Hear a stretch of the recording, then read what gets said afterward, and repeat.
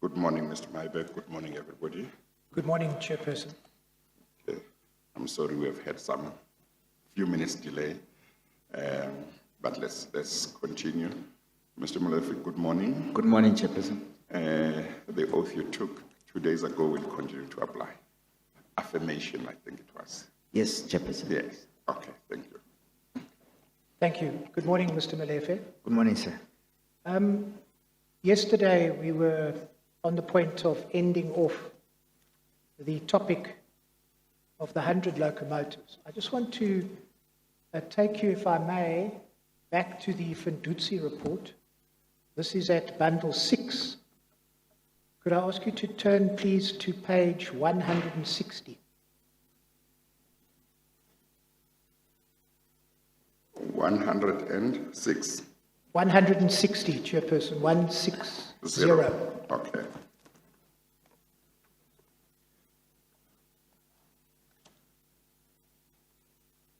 Is that on bundle 5? Bundle 6. Bundle 6, okay.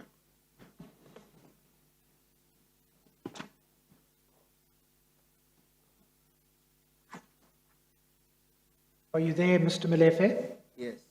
I just want to direct your attention, please, in closing to two paragraphs under the heading conclusion, that being sub 4 and sub 5.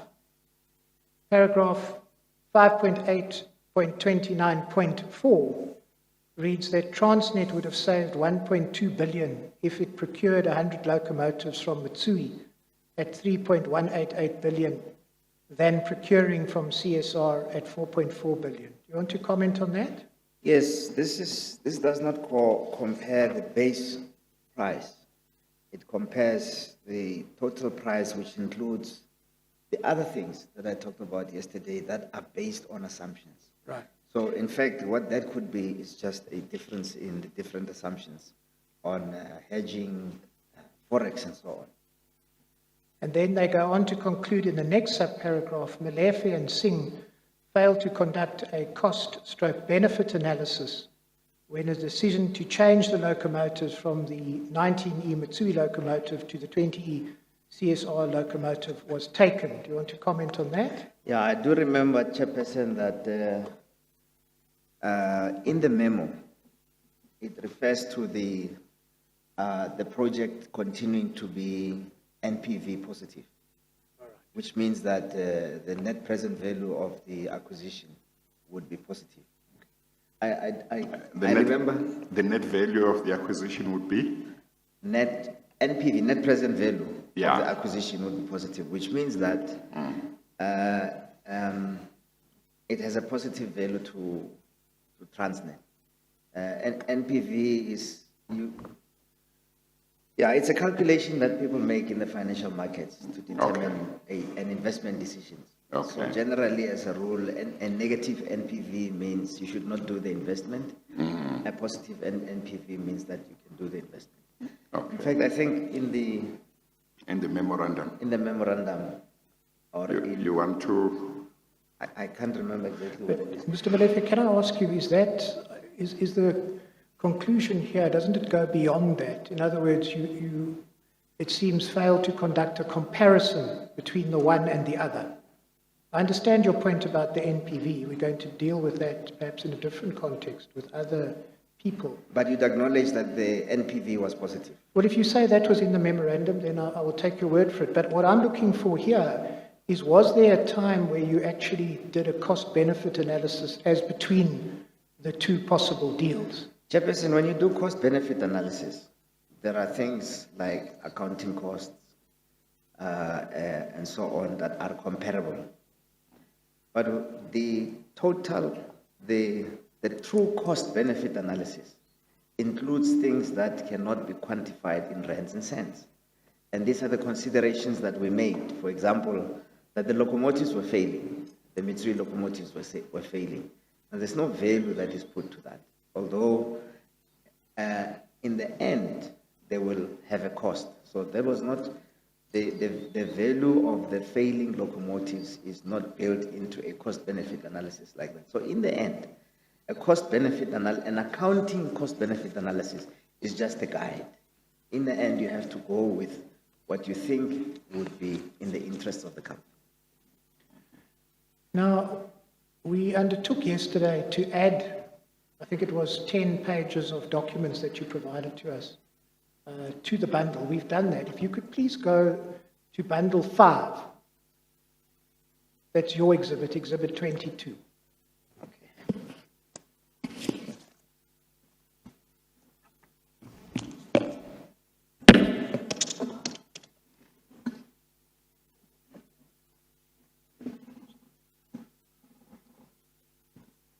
Yes. Now, if all the administration has worked out correctly, if I could ask you to turn to page 114.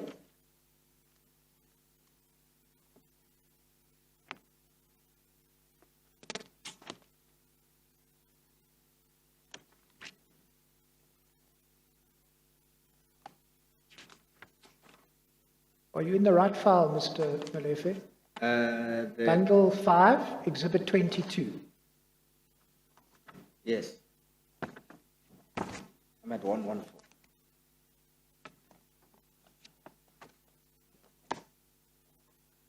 Yes.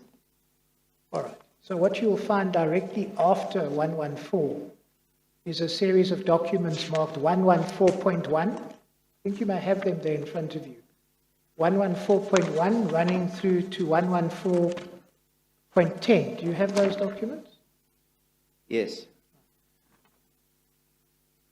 So these are the documents you gave us yesterday. Yes. Do you recognize them? Yes. So what we've done is we've added them so they follow directly after your affidavit. You see that? Yes. Would you like an opportunity to address the chairperson on the significance of these documents? Are there any particular portions that you wish to draw to our attention? Yes, Chairperson, these documents indicate the correspondence between Transnet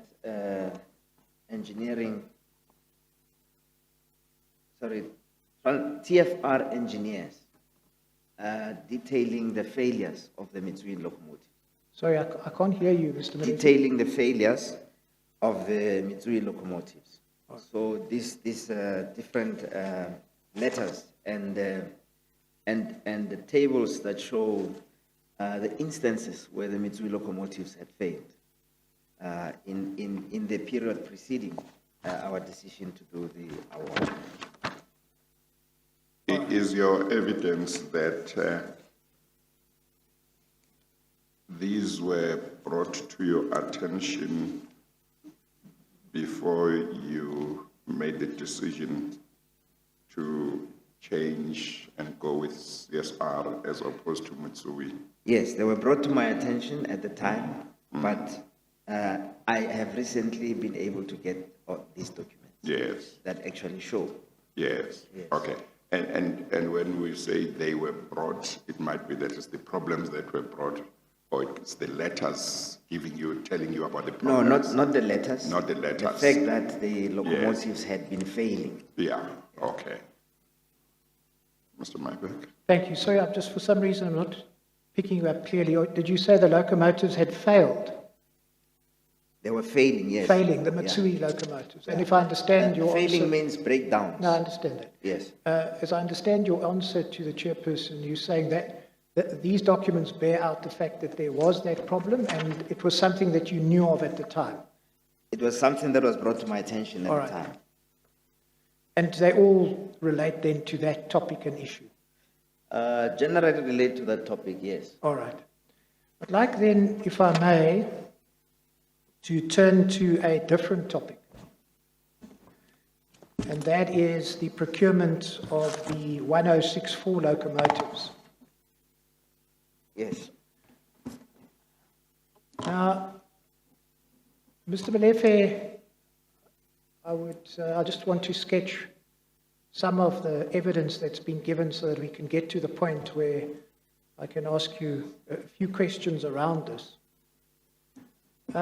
What we've heard, and a lot of evidence has been given about this, was the building of the initial business case for the 1064 locomotives. And ultimately, it would appear from the evidence that a final business case was adopted by the board on the 25th of April. Does that accord with your recollection? Yes. And it may be a little bit onerous, but I want to take you to the business case and then to the board resolution, just so that we can place those two documents on record. And then I'll ask you some questions from there. I've asked my colleagues to fish out for you two files. I hope that they've managed to find Exhibit BB4, little b.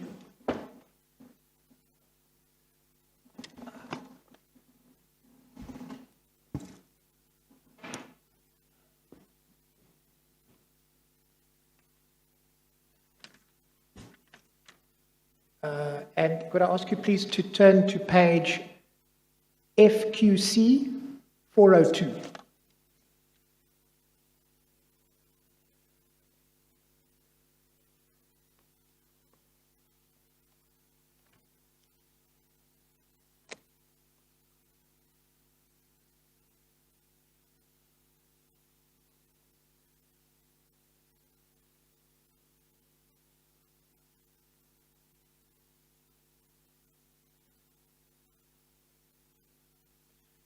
You'll see that this is an attachment, incidentally, to Mr. Callard's affidavit, and it reflects their procurement of 1064 locomotives for general freight business, date of submission 25 April, addressed to Transnet Board of Directors.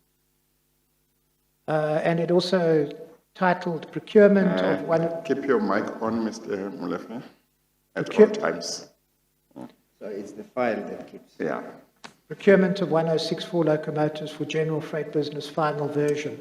Now, if I could ask you just to keep your finger there and then turn all the way to page 516, that seems to be the end of the business case.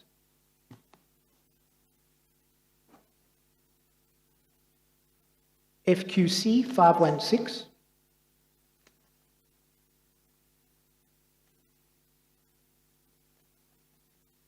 Yes.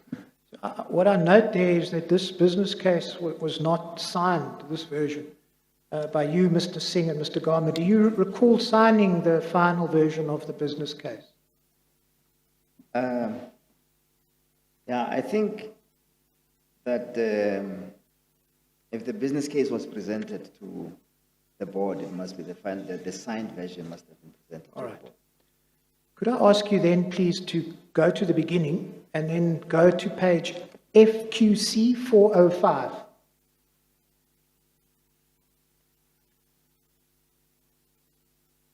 I'll take you to the last paragraph of that page. Yes.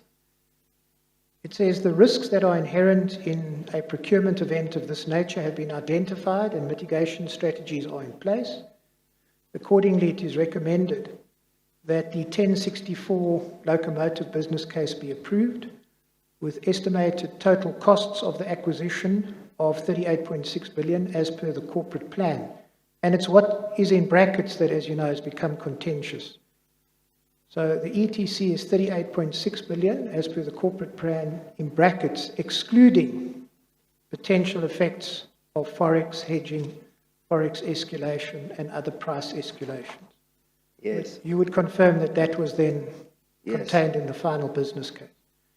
Now, if I could then ask you, you can perhaps keep that open so that we know what the wording is. Could I ask you... I'm sorry, I thought that was 405, page 405, is that correct? FQC yes, 405. Yeah, no, I can see where you are reading, yeah.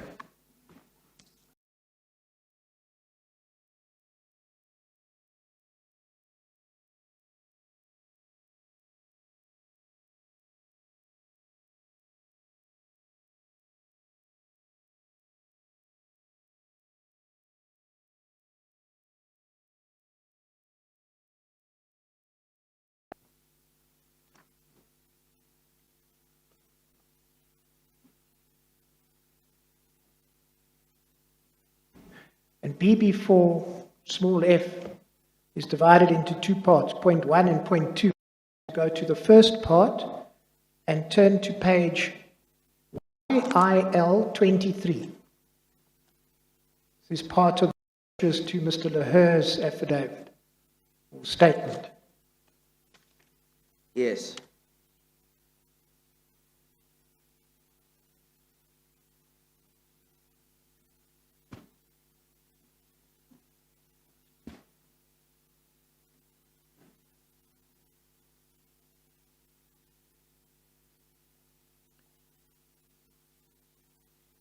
And if we're all on the same page, what you find there is a certified excerpt from the draft minutes of the special meeting of the Transnet board held on the 25th of April. And you'll see there 6.1 procurement of 1064 locomotives for the TFR general freight business resolved that the board approved the following: the business case for the acquisition of the 1064 locomotives for TFR's general freight business at an estimated cost of 38.6 billion as per corporate plan, in brackets, and the same wording then as the business case, excluding potential effects from forex hedging, forex escalation and other escalations. Confirm that? Yes, and just to add that I presume that they were approving the signed document. Yes. Yeah. Which I don't know if Transnet still has the signed document, but that is the document that was approved.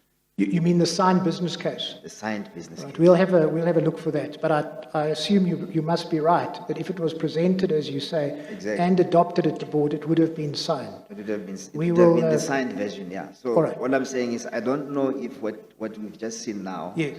is an earlier draft Yes. that was not signed. Yes, but the point is it includes the same bracketed phrase. Yes, All right. it includes the 38.6 billion, yes. Okay. So,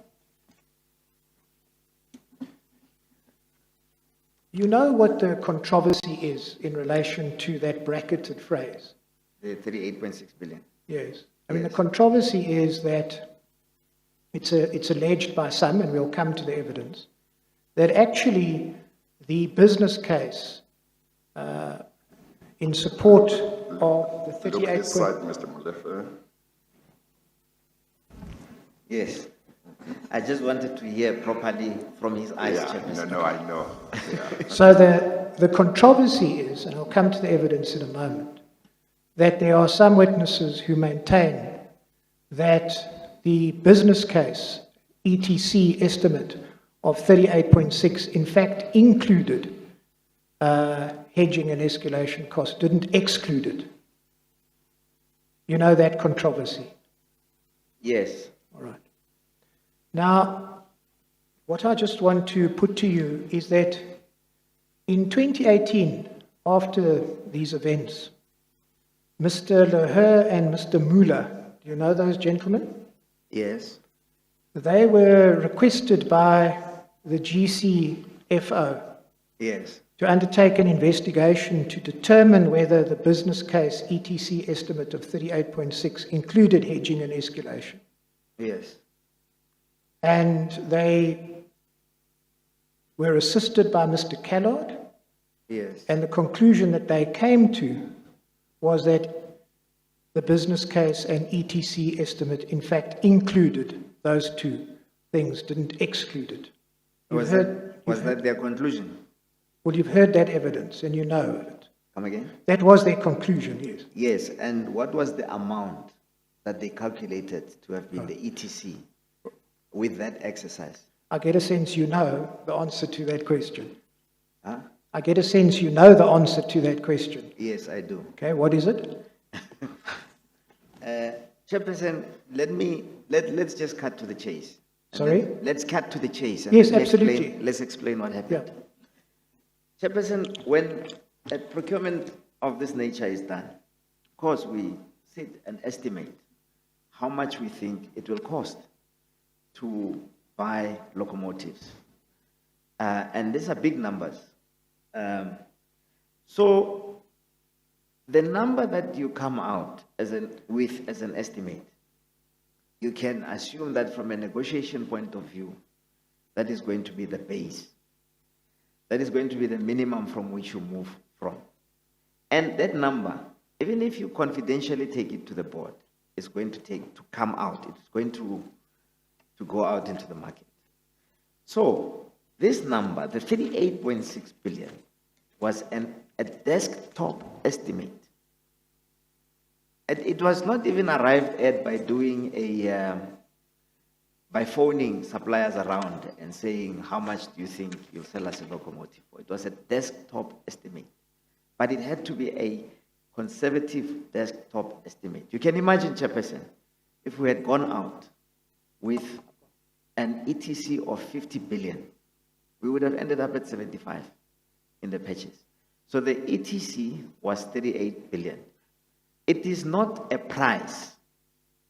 It was an estimate, a desktop estimate that was done at Transnet. Now people say that the price increased from 38 billion to 54 billion. That cannot be true, because the 38 billion was not the price.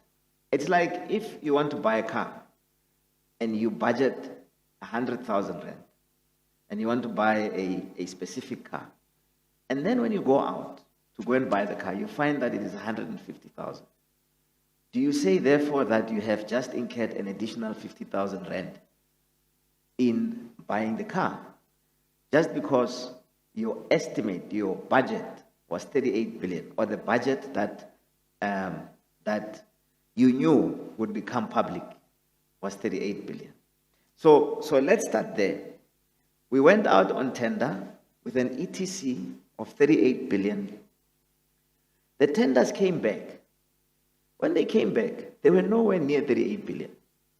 When actually we put together, in my affidavit, I actually detail this. If I can go to my affidavit. So we went out with 38 billion, and the market came back with another number.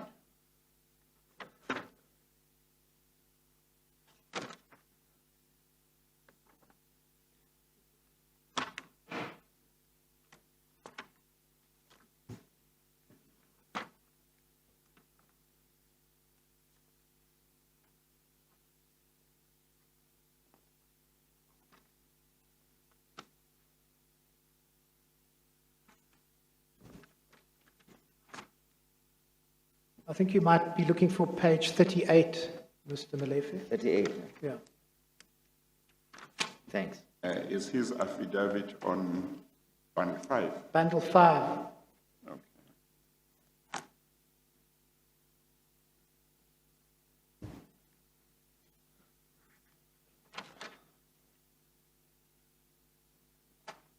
Yes, 39, page 39, paragraph 55.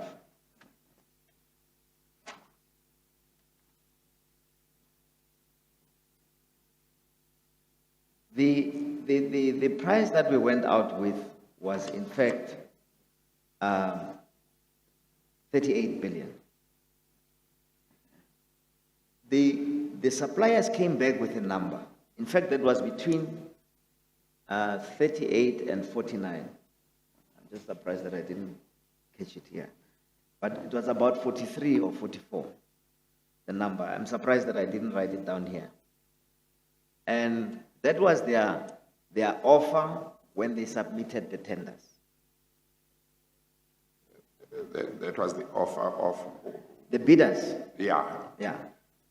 So They for the were all more or less around that figure. Is that around what you're 43, saying? 43, Yeah. 44. Okay. Yeah, that was the number that they 43, 44. That was the number that for the first time we saw what the market was prepared to pay, and it was not 38 billion. And that number does not represent an increase from 38 billion. It was what the bidders said they could pay. So now they submitted their tenders and they were evaluated. And after they were evaluated, there was further negotiation. And the biggest thing in the negotiation was to fix the price so that there are no escalations. After those negotiations of hedging and so on and so forth, the final price that the bidders were prepared to pay was 49 billion. To that, Actually, the final price that they would want Transnet to pay that the Yeah, bidders not were the other way prepared, around. that they were prepared To accept. to pay with their locomotives for the money. Yeah. Okay. Well, it's English, Mr. Molefe. Yes, it is English, Chair. But the final price that the bidders were prepared To accept. to receive Yeah. for their locomotives was 49 billion. 49. 49 billion. 49. Are you moving away from 43, 44? Yeah, it increased from 43, Yeah. 43, 44. It increased from the original tender price, Yeah. the price that they had tendered. If you look at paragraph 57, I Okay, show you. no, let me make sure. First, you say Transnet made an estimate. Yes. And the estimate was 38.6 38 billion. That was desktop estimate. The tenders came in, Yeah. and the prices were Higher 43, than- 44, thereabouts. Yes. And you are now saying the final price After negotiations. after negotiations. Yeah. I assume that that's because when you negotiate, one would have thought that you would be wanting to bring them down from 43, 44. Yeah. I assume that maybe it's because it took time and there was escalation, or how did you do so badly instead of I was bringing not- them down, you allowed them to go up? I was not part of the negotiating team, but the biggest issue in the negotiations was you must give us a price that will not change over 7 years. So you can't come back and say there was Forex, there was this, there was this. It must be fixed price. And for giving us a fixed price, they wanted to be paid more. And that was, in my understanding, that was the main component of the increase. And it took it to 49. That would explain the increase from 43, 44 To 49. 49. Yes. Because now you were speaking of a fixed amount over 7 years. Over 7 years, yes. Okay, all right. And then, on top of that, that was what was going to be paid to the bidders. On top of that, Transnet decided to add on to that price is money that is not automatically payable. It's called a contingency. So we went to the board and said the price is 49, but we would be allowed an additional 10% for unforeseen things that during the procurement we may require in the locomotives. It's like a contingency. I think it's standard practice. Didn't that undermine the whole idea of a fixed price? No, wasn't the idea of a fixed contingency price is- to have certainty? No, there was a certainty on what we had agreed on, there was a certainty. But then unforeseen is, I don't know like what, but unforeseen things, acts of God, things like that, were to happen. Or whatever could happen, that we would have a 10% contingency. Now, this is standard practice in projects like this, that when you have a project amount, you add onto it a usually 10% contingency. So if, for example, the procurement, even everything was fixed and so on, came to not 49.547, but came to 50 or 51, that would be covered by the contingency. So it was approved up to 54. So it's 49 up to 54. The 10% is a contingency. Now, Chairperson, in paragraph 57, I show you the summary of the per unit price from the bidders. So it's a pity that this does not translate to the multiplied by the number of locomotives. But the price per locomotive, at the time of submitting the bid from CSR was, for example, 32.46. The final price after negotiations was 50.48. It increased by 18.02 million per locomotive. The increase from Bombardier was 22 million per locomotive increase. GE was 9 million per locomotive, and CNR was 12.42 million per locomotive. So if you take the BAFO multiply by the number of locomotives, you'll come to the number that I'm talking about 43. And then if you take the final price multiplied by the number of locomotives, you'll come to 49.547 billion. So there is no one, Chairperson, who sat in a room and just increased the price from 38 billion to 54 billion, costing the taxpayer 15 billion. Nothing like that happened. It is a fundamental misunderstanding of the process and what happened, which is why I could not understand that M&S does not understand this.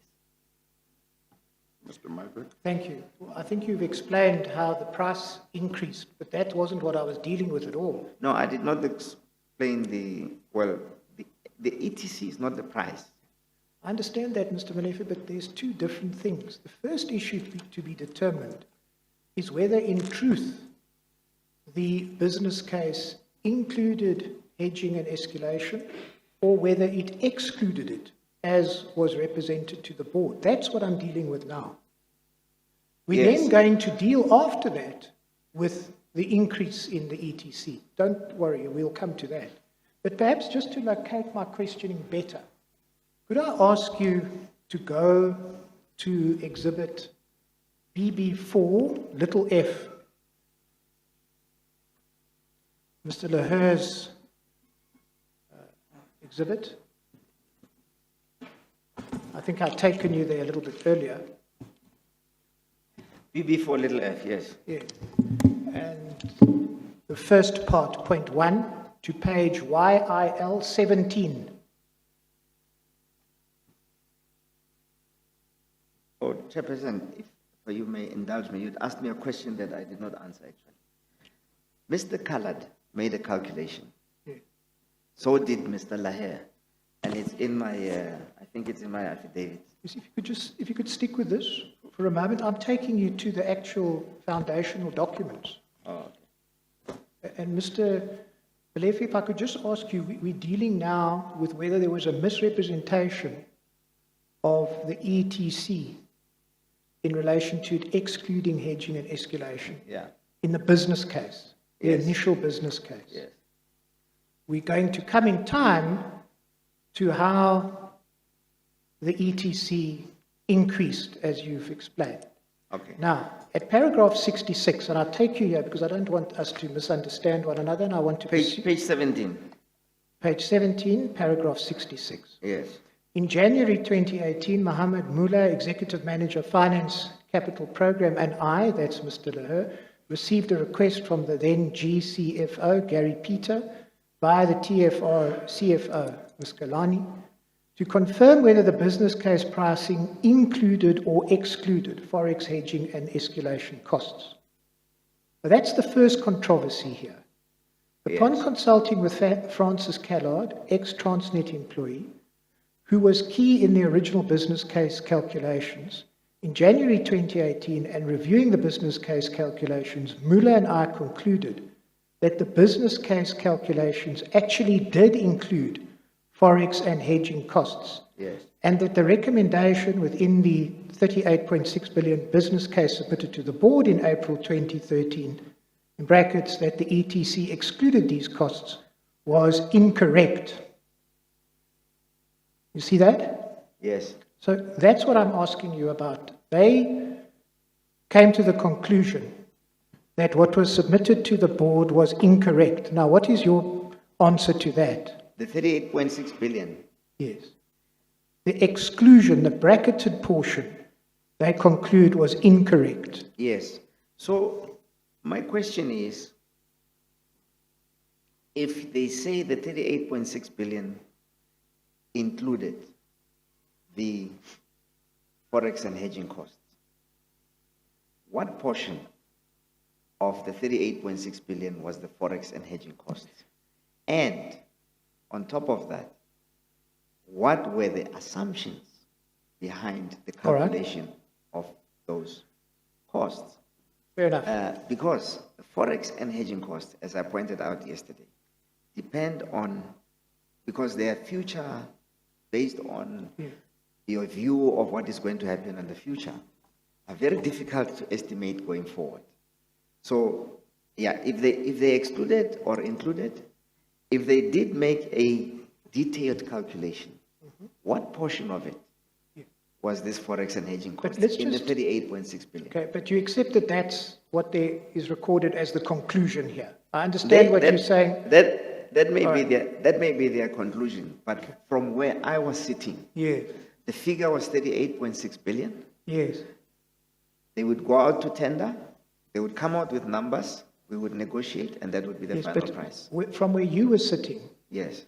did the initial business case include or exclude hedging and escalation? There was no calculation made of exactly how much the forex and hedging cost Did it would be. include or exclude it? It was an assumption that they would be there. So it included it. Yes. But it Well, was represented to the board that they were excluded. That's the whole point. That's the whole controversy. Chairperson, from where I was sitting, the figure was 38 billion. including The 38, the 0.6. the ETC was 38 billion that we went to the board with. Yeah, Yeah. yes, but his question is, and my understanding is that you have answered, but we just want to make sure, is that his question is whether that estimate. The passage from the business case that we Included. read said it excluded Yes, forex yes, hedging. Yes. yes. But what was your understanding? Yeah, my understanding, to put it crudely, is it didn't really matter. So the business case says it excluded. So that was 38 billion, it excluded. That's fine.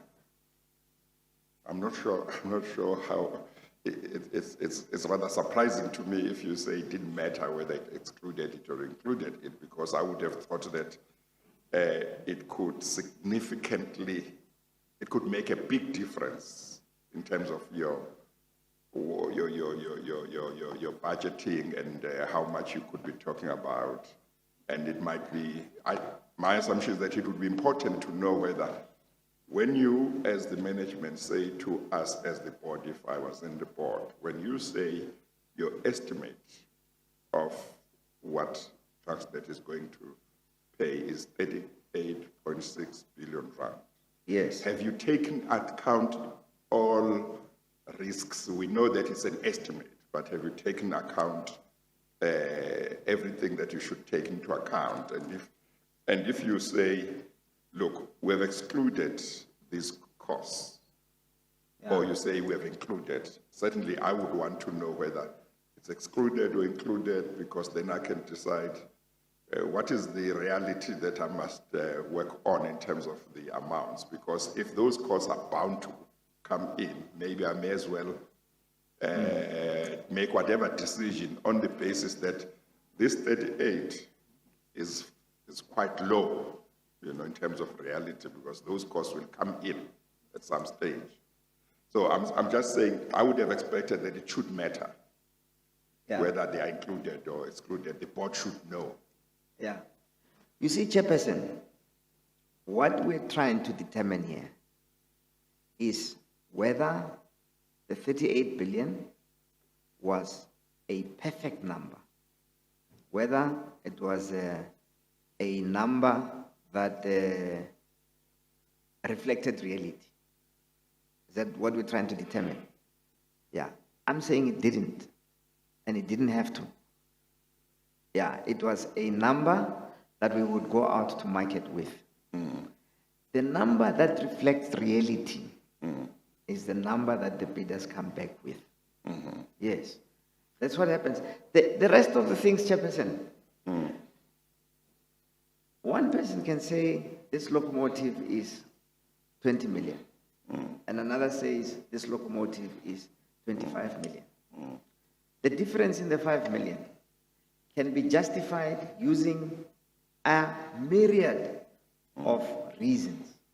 At the end of the day, the question is, the price of the locomotive is what they put to you as, and if you're willing to pay for it. That is the final price.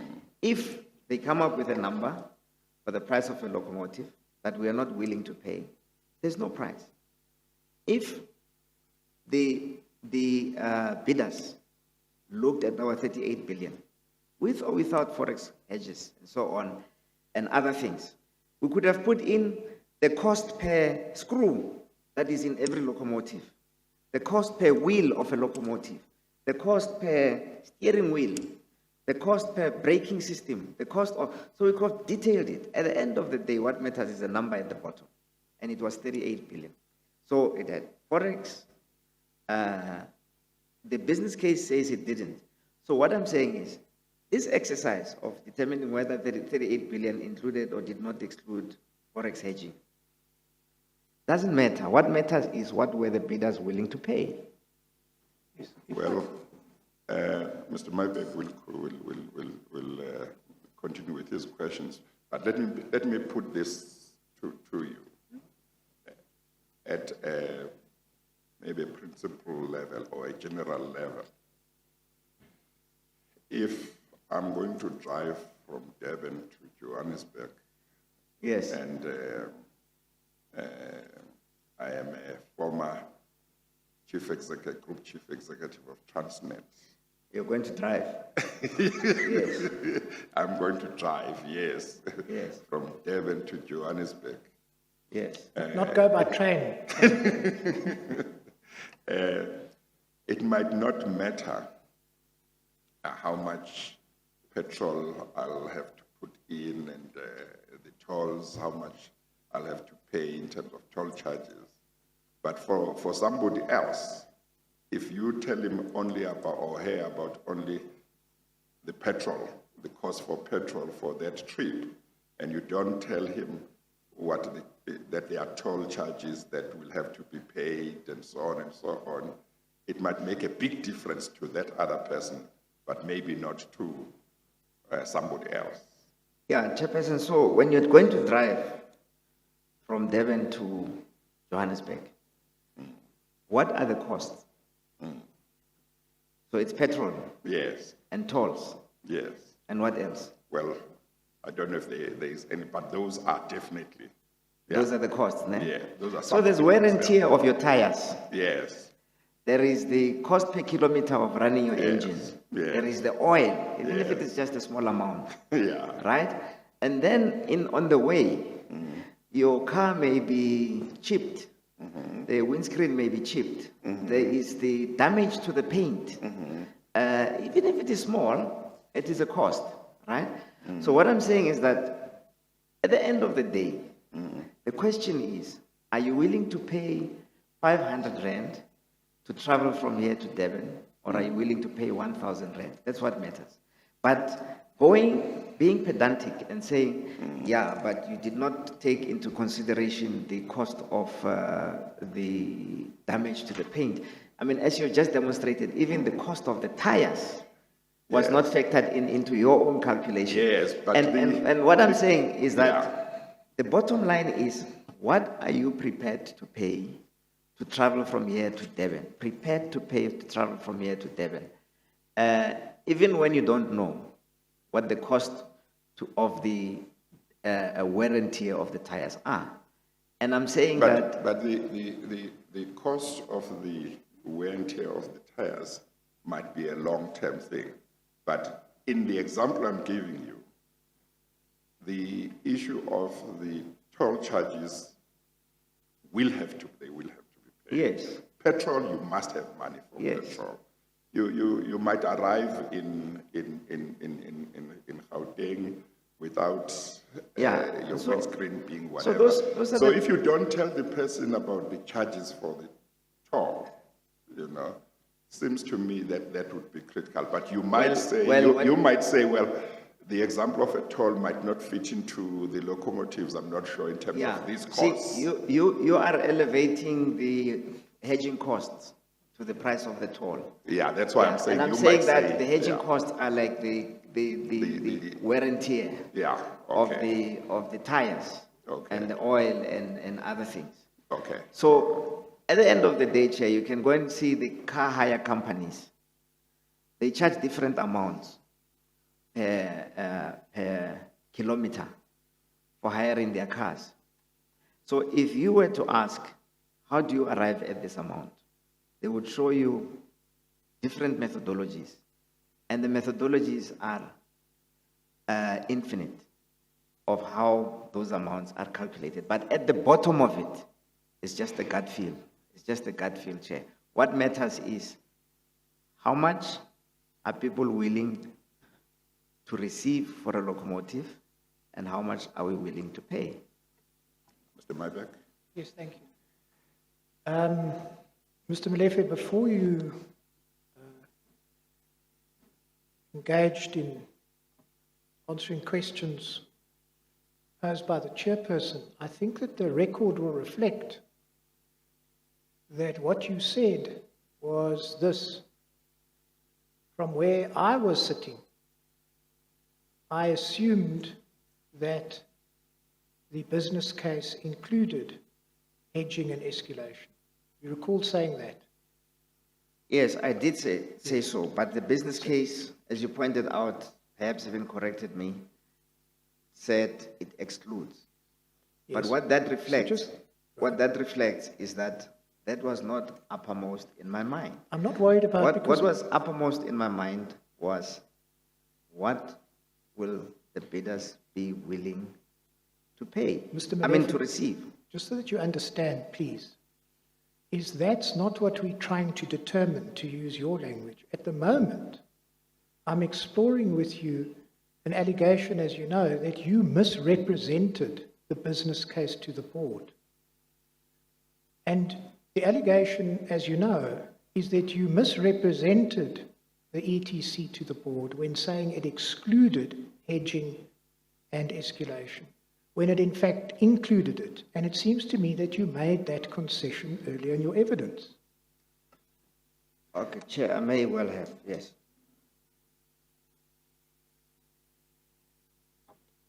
You don't want to change your evidence. Come again? You don't want to change your evidence. I've tried to explain, Mr. Mybeck, All right. that this thing that you're going on about was, from where I was sitting, not an important issue. I think we are nitpicking about the wear and tear of the tires, really. Well, let's come to the In the importance trip of that. from Durban to here. All right. I'll come to the importance of it because it becomes more apparent. So when Mr. Callard and Mr. Mueller say that they reran the numbers and they came to a conclusion that the original business case included forex and hedging, you would agree with that? No, you see, this is exactly my point. Right. So there was a business case of 38 billion. Mr. Is it Lahe? Mola in Lahe. Lahe. Recalculated it and came to a calculation of 43 billion, is it? No, they didn't, Mr. Molefe. You really are. If you would bear with me, what happened? You see, these people were asked to do two things. Yes. Firstly, they were asked to determine, did the original business case include hedging and escalation? And you've accepted it did. Then what they were asked to do is they were asked, and Mr. Lahert deals with this, we were also requested to recalculate the ETC in the business case adjusted to factors for which we now know, Yes. i.e. contract delivery period, exchange rates, etc. Yes. And then they came to that figure. And that related to whether the increase from 38 to 55 was justifiable. But what they were first asked to do is to determine whether the initial business case of 36.8 included hedging and escalation, and you've accepted that it did. So presumably you don't take issue with that part of the evidence. No. Right. And what is also important is Dr. Fine of McKinsey gave evidence before this commission. Did you have occasion to hear or learn of his evidence? No.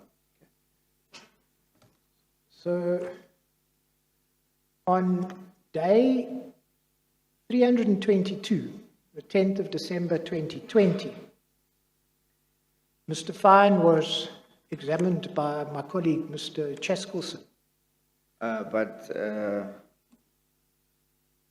Was I issued with a 3-2 No. or I was not implicated? Okay. I'm going to read to you what Mr. Fine said. Yes. At line 20, there are a couple of points I just want to stress up front. McKinsey predominantly was involved in the business case, and that business case did confirm Transnet's numbers of 38.6 billion, including, and to be precise, including foreign exchange and including escalations. You would agree with that evidence? Yes. And then, of course, importantly, is the evidence of Mr. Chaubi. Perhaps we can go to that, and no doubt you would agree with it as well.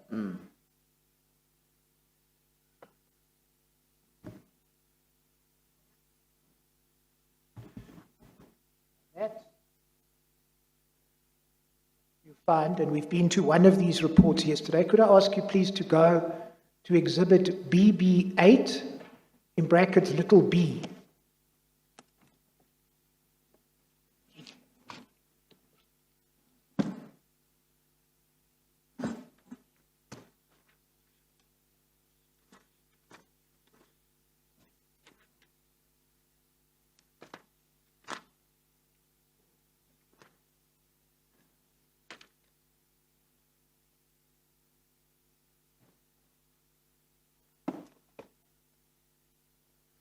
Yes. If I could ask you, please, and this is again something divided into two parts.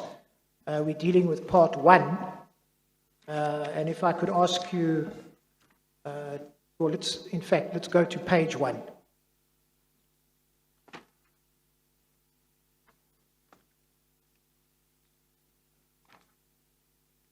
There you find the affidavit of Mr. Chaubi. And if I could take you, please, then to page 7 at paragraph 4. Summary of findings, 4.1, I concluded from the investigations on the acquisition of the 1064 locomotives that, sub 1, the variables and assumptions used to model the 18 April 2013 business case were reasonable, and then sub 2, the ETC of 38.6 billion included escalation and foreign currency exchange rate hedging costs and was an acceptable estimate for the total costs of acquiring the locomotives. Now, you've accepted that, correct? Yes. And then he goes on to deal with another question, and that was that the 41% increase in the ETC from 38.6 billion to 54.5 billion was not in its totality justifiable. Now, that's a different question, which we're going to come to No, now. not only that. Yes. It displays Mr. What's his name? Chaubi. Yes. Mr. Chalmers' lack of experience and unprofessionalism. No, fair enough. Are we going to... Because he says the increase in ETC from 38.6 billion to 54.5 billion was not justifiable. 54.5 billion is not ETC. We're going to come to that part. So those two numbers, 38.6 billion is ETC. 54.5 billion is something else. Right. 54.5 billion is based on what the bidders gave us as prices. Mr. Molefe, I'm So going to... he's comparing things that a person with a minimum understanding of finance All right. should not be comparing. But the only point is I'm still dealing at the moment with the first question that he was asked to examine, and there it seems to be common cause between us. So let us then go forward in the chronology. We know that on the 23rd of May 2014, you and Mr. Singh and Mr. Gama recommended to the BADC that there should be an increase in price. Is that correct? We recommended that there should be an increase. So now we're getting to the 23rd of May 2014. Can I see that recommendation? If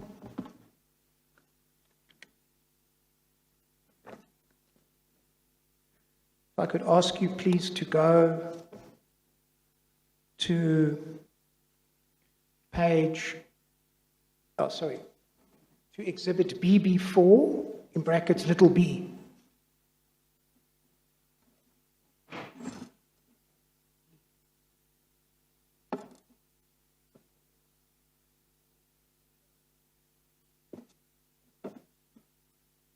Something we've looked at already.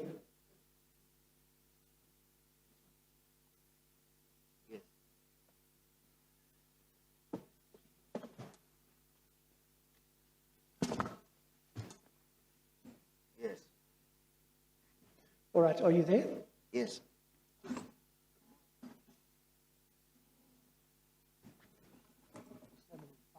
What's, just repeat the page.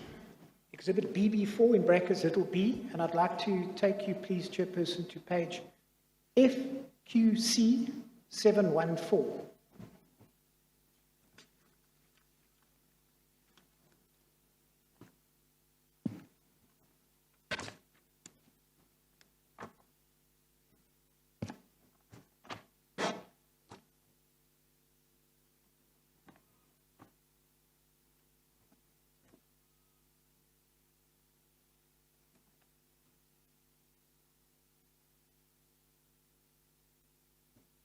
So this was the memorandum that I was referring you to. 714, it's to the Board Acquisition and Disposal Committee, and it's from yourself. Correct? Oh, sorry, are you not there?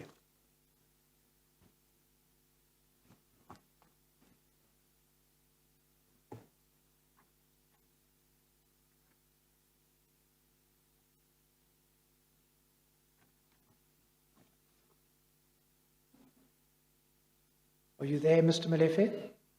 Yes. Could I ask you, please, you can keep your finger there, but could you turn forward to page FQC 731, which is the signature page? Yes.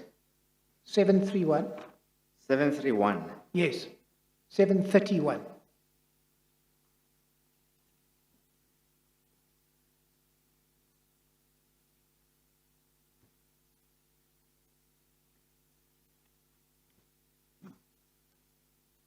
Recommended by Mr. Singh, Mr. Gama, and you in turn, and you sign on the 23rd of May, 2014. Is that right? Yes.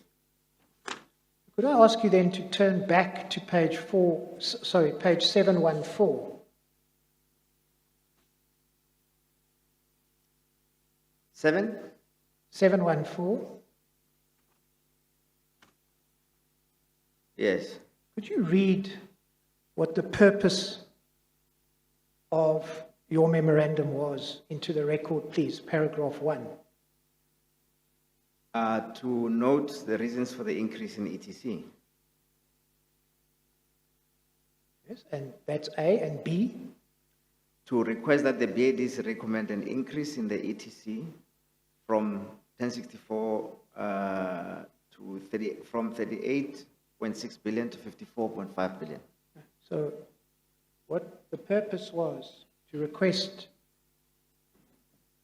a recommendation of an increase in the ETC, correct? Yes. So perhaps Mr. Chaubi is not as incompetent as you thought.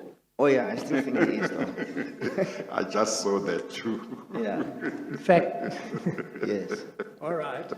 Let me. But can we clarify one thing? Well, can I first go to what was recommended, and I'll give you the opportunity. I just want to finish off this document. Yes. If you go to page FQC 731, Yes.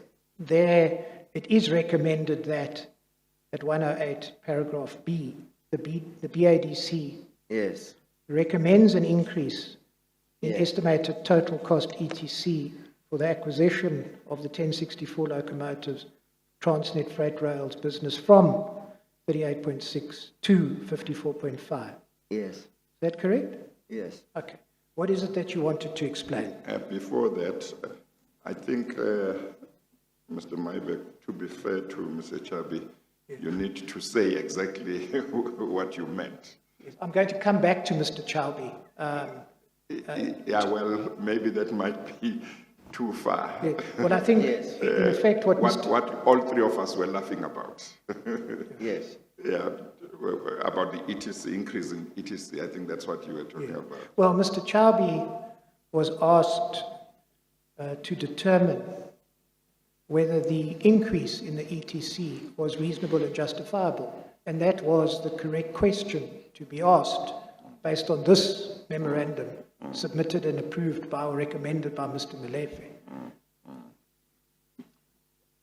Well, Chairperson? maybe we were at cross purposes, and both of you may indicate if I misunderstand something.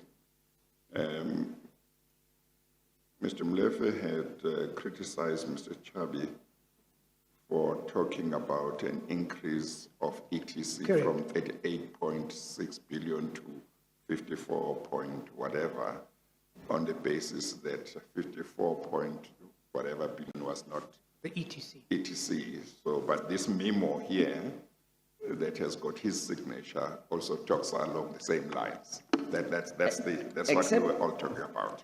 Except that in substance, the 54.5 billion is not an estimate. It is the outcome of negotiation. No. You were making the point. My understanding was simply that you were saying he was, well, firstly, using wrong language because 54 is not ETC, but two, you were saying that it reflected a fundamental misunderstanding on his part. Yes. So at this stage, I'm simply saying, Perhaps, but at least Chairperson. the language used seems to be the same as in your memo. Yes, perhaps, Chairperson, our using of that same language in this memo reflects a similar amateurism Okay. I think that's fair enough. that we also had. I think that's fair. That's fair. But the substance is that the difference between the 38.6 billion is that the 38.6 billion was a desktop estimate of what the trains would cost. 54 is the actual cost. So actually, on reflection, this should not have been crafted as an increase in ETC. It was to say that we had budgeted to spend 38.6 billion. The reality is that the trains are going to cost 54.5 billion after the bidder submitted the price and after negotiation. And I think what the memo tries to capture is the differences that led to the increase to 54.5 billion, or rather 49, because 5 million of it is contingency. Yeah. So the main drivers are what is captured in the memo. Mr. Maybeck? So and these main drivers were the outcome of negotiations.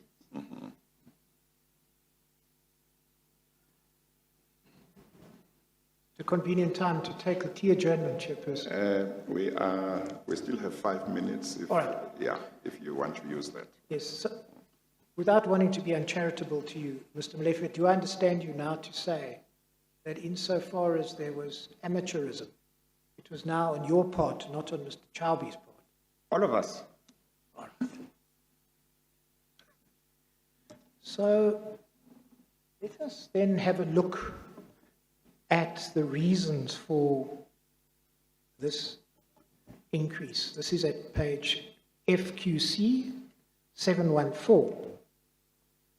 Executive summary, paragraph 2. In summary, the increase in the ETC of 15.9 billion can be attributed to the following.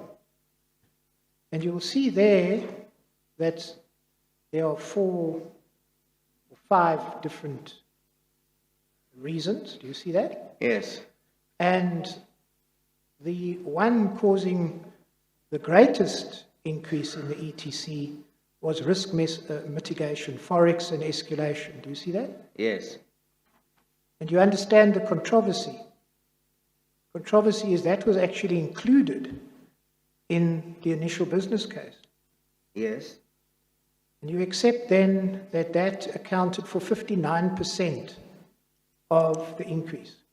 Forex and Escalation. escalations are functions of assumptions that change with time, even with the people that are calculating them. So if I was to ask you if they were included in the 38 billion, how much was it and what were the assumptions? Can we turn to the next page? Yes. Paragraph 715, sorry, page FQC 715, background. Yeah. Paragraph 14. Yes. Now, perhaps one gets a better sense of the problem. The acquisition of the 1064 locomotives was approved by the Board of Directors in April 2013 at a cost of 38.6 billion. This excluded the following costs: Yes. hedging and escalation. In other words, what's presented to the board is that this massive change in the ETC is attributable by and large, 59%, to the fact that we initially excluded these costs and now they're being included, which you accept is wrong. Your own case is they were included initially. You see the problem, Mr. Molefe? No, I don't. All right. Okay. So then comes the issue of... Chairperson, can I make a point? Yeah. With the different assumptions that are being made on the calculation of this ETC. Fact of the matter is that there was a calculation of 38 billion, with or without forex hedging and assumptions and so on. There was a figure of 38 billion. Then Mr. Lahe was asked to calculate ETC. So he calculated ETC and came to about, I think, 43 billion, thereabout. He says in his evidence that I recalculated it, and this is what I arrived at. And then Mr. Khaled also made a calculation of the ETC. I'm not sure what his assumptions were. Yes, but Mr. Molefe, what you, with respect... No, I'm trying sorry, to, carry on. I'm trying to. So they were actually, of the ETC, so these three calculations are based on the desktop study. So the first one is 38 billion. And there's disagreement or controversy or representations or misrepresentations that it did or did not include hedging. So that was 38 billion. Mr. I think Lahe calculated, came to 43 billion. Mr. Khaled made a calculation of the ETC. So what he did is he went back to the desk and recalculated the ETC. And his figure was 45 billion. And the final figure was 49 billion. All I'm trying to say, Chairperson, is that in the calculation of these ETCs and the negotiations and so on, you're bound to come up with different numbers. But that was not the point of executive decision. Executive decisions are, can you live with what the bidders are prepared to receive? And if you look at the paragraph 7 of this memo, it says the NPV of the business case remains positive at 11.68 billion at 49 billion. So the NPV remains positive at 49 billion.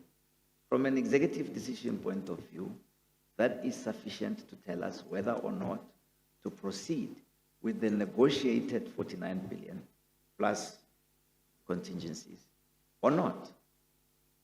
That is the decision-making process in a transaction like this.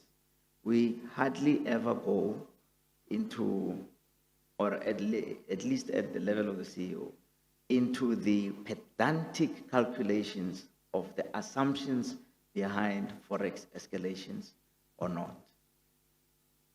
What we want to know is, 49 billion, is it fixed? Does it have a positive NPV? Yes, is this an appropriate time now to take the clear journal? Yes. Yeah. Thank you. Let's take the tier gentleman. I'm just going to add another 5 minutes in order to attend to somebody. We'll adjourn, we'll resume at 25 to. We adjourn.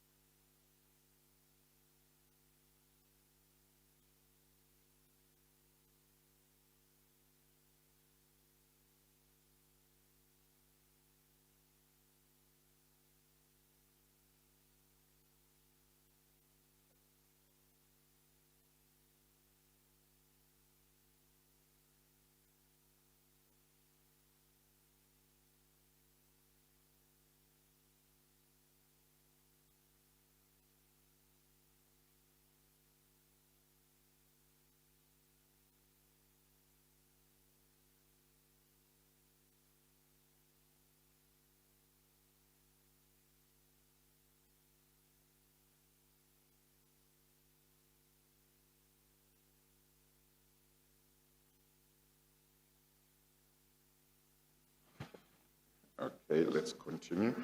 Thank you. Mr. Molefe, we were dealing with FQC, page 714. Are you still there? In exhibit BB4, little b.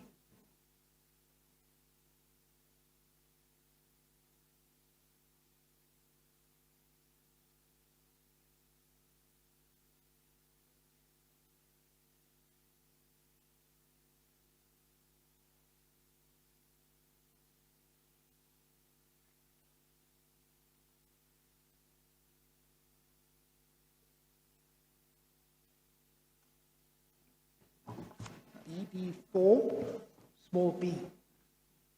I think you probably have it in front of you there.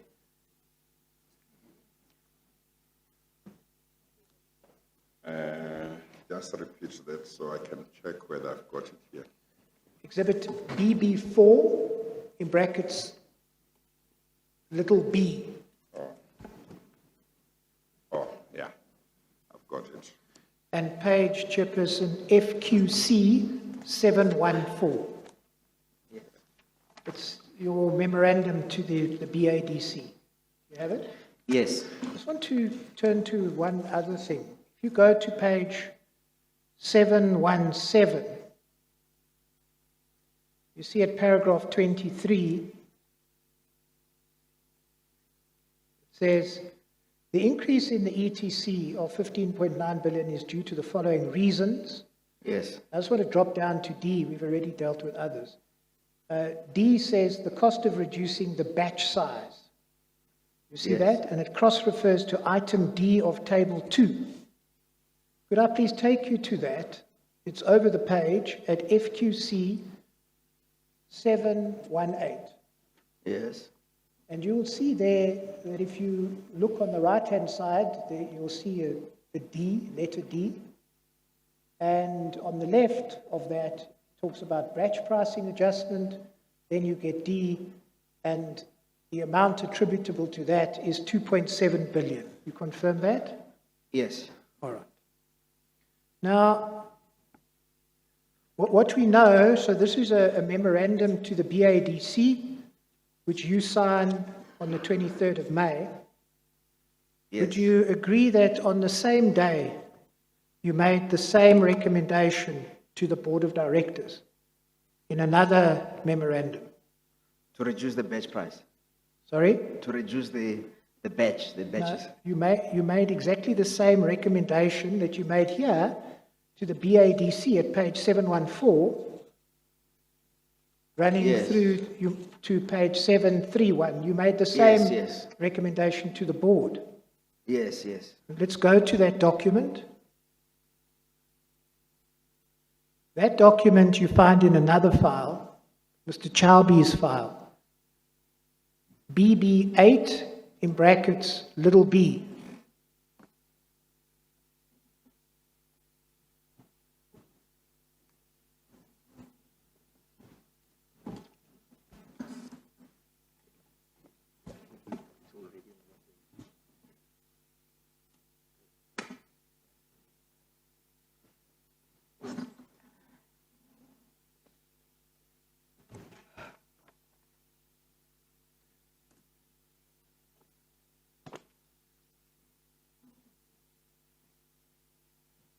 Yes. That file is divided into two parts. We're dealing with part 1. So it's exhibit BB8 in brackets B.1. Could I take you please to page, these are red numbers, on the right-hand side, page 165.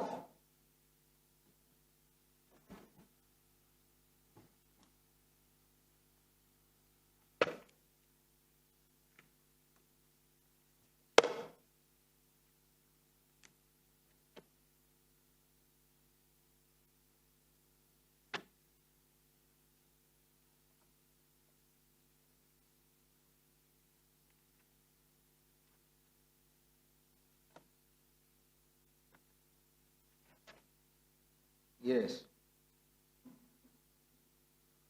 All right. And I'll just ask you to confirm that this is the same memorandum. Yes. 165, it runs through where it's signed at 182. Yes.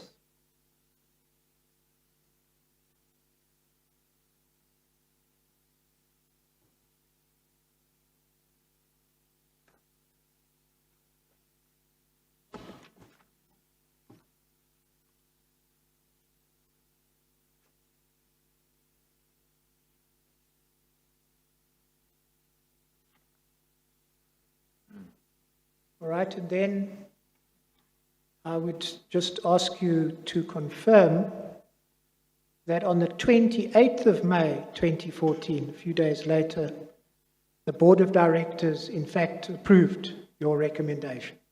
Yes. Perhaps I could take you to the Fendutzi report. That is in bundle 6.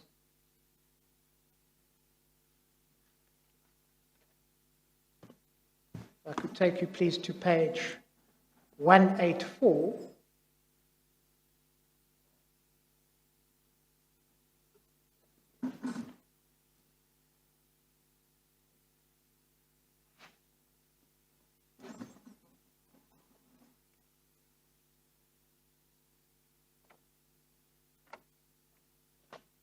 Is it bundle 6, Mr. Mybeck? Yes, bundle 6, Chairperson. And page 184, did you say? 184, correct? If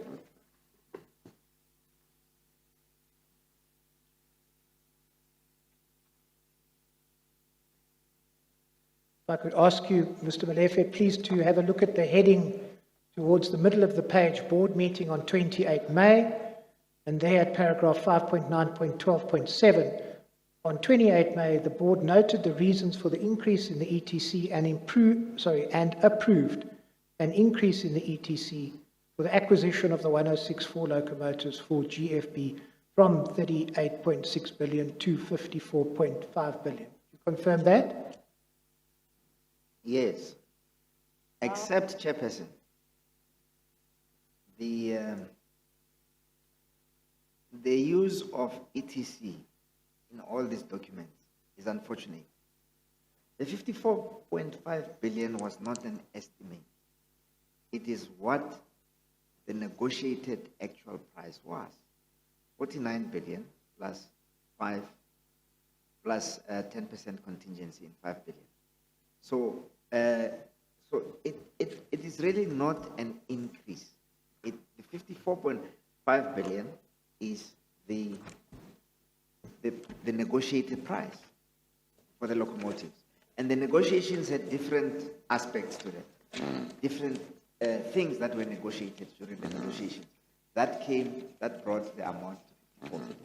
But of course, what you sought to do through these two memoranda, one to the BATC and the other to the board, was you sought to explain to them how come there was such a big gap between the ETC of 38.6 billion rand that you had told them about and the actual price. Yes. That you sought to explain that. Yes.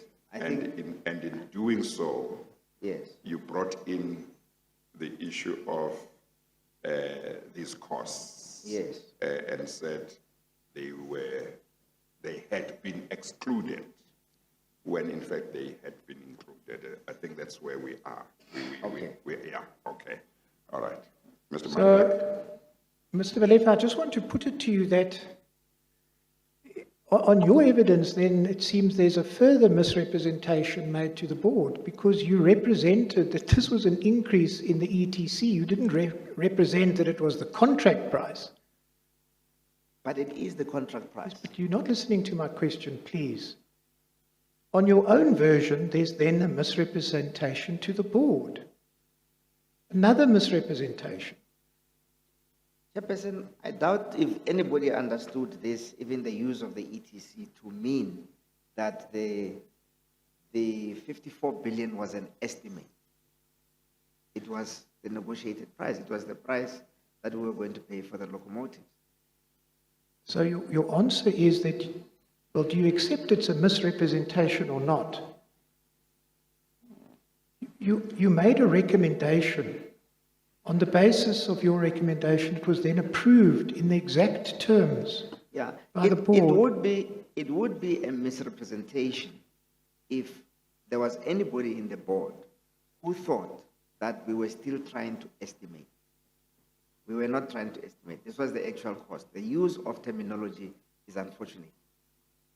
But from the board's understanding, I am confident that the board understood this to mean this is the price that we are going to pay for the locomotives. Where did you tell the board that you had already concluded the contracts? The negotiations were concluded at this point. All right. Now, I think Mr. Molefe seeks to establish whether in the memorandum you told the board that the negotiations had been concluded, this was going to be the price.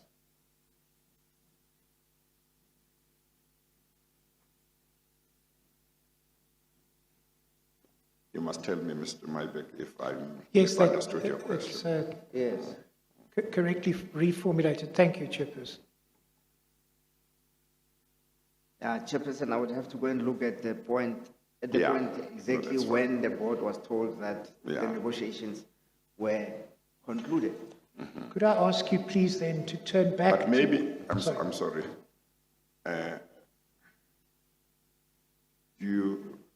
Are you going to, among other things, look at the memo to see whether that point was made, or you are saying, no, I didn't make that point in the memo, but the board had been told at some stage before the memo that the negotiations had been concluded? Either at some stage or in the memo, I'm not sure. Okay. I'll have to look at exactly when the board was told that this was not. Okay, no, that's fine. I just wanted to be sure.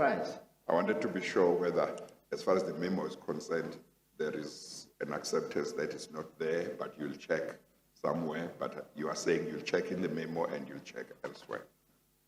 Okay. Thank you.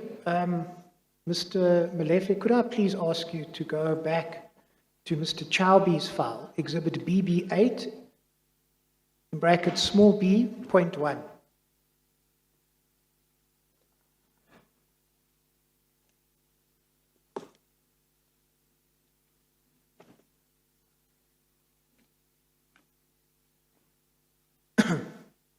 Now, if you turn, please, to page 36.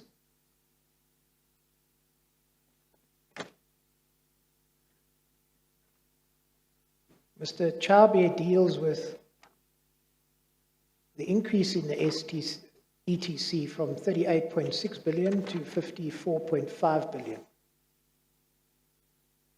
And ultimately, you'll see that if you go over the page to paragraph 9.52, he says, our finding was that the increase argued for in the memorandum to the board, this is yours, was unjustifiably high, own emphasis. And then he deals with the reasons for the increase in the STC, and he deals with the ETC, I beg your pardon. He deals with all of them. If you go, for example, to page 38, risk mitigation, forex and escalation, Transnet engineering, contingencies, he deals with batch pricing. Yes. Page 40, he deals with build-up to the ETC of 54.5 million. He looks forward, he looks backwards. If I could ask you to have a look at, for example, page 46, forward escalation. How did I arrive at the escalation costs? Foreign currency and hedging costs again at 47. How did I compute the FX hedging costs at 48? Deals with contingencies, and then this is his conclusion. He's talking about his own calculations. Yes. Can I ask you please to go, because that's what you convinced the board to approve. He's dealing with their approval. Now let's go to the conclusion, please. On page? Page 50. He concludes that the deterioration in economic conditions, inflation and foreign currency warranted an increase in the ETC of 38.6. So he says it should have gone up. An increase of 15.9 billion, which is what you sought approval for, was however not justifiable. Barring the additional costs that come from Transnet engineering, I opine that an 11% increase in the ETC from 38.6 billion to 42.8 billion would be reasonable, allowing for the Transnet engineering cost of 2.6 billion, an 18% increase in the ETC to 45.4 billion would have been reasonable. So what do you say to that? Oh, so this was Mr. Kallat's calculation. I beg your pardon? This was Mr. Kallat's calculation. No, this is not Mr. Callard's calculation. This is Mr. Chaubi, the expert's calculation. Yeah. Are we going to come to Mr. Callard? Can you please just direct your attention to this? Yes. Mr. Molefe, Yes. I'll take you, and I know you want to refer to Mr. Callard and Mr. Leher. We'll go there. I'm asking you please to address this conclusion. What do you say? Is it like what you said yesterday, that this is an art and not a science? Yes, exactly. Okay. Anything else to add to that? Chairperson, if you look at my affidavit,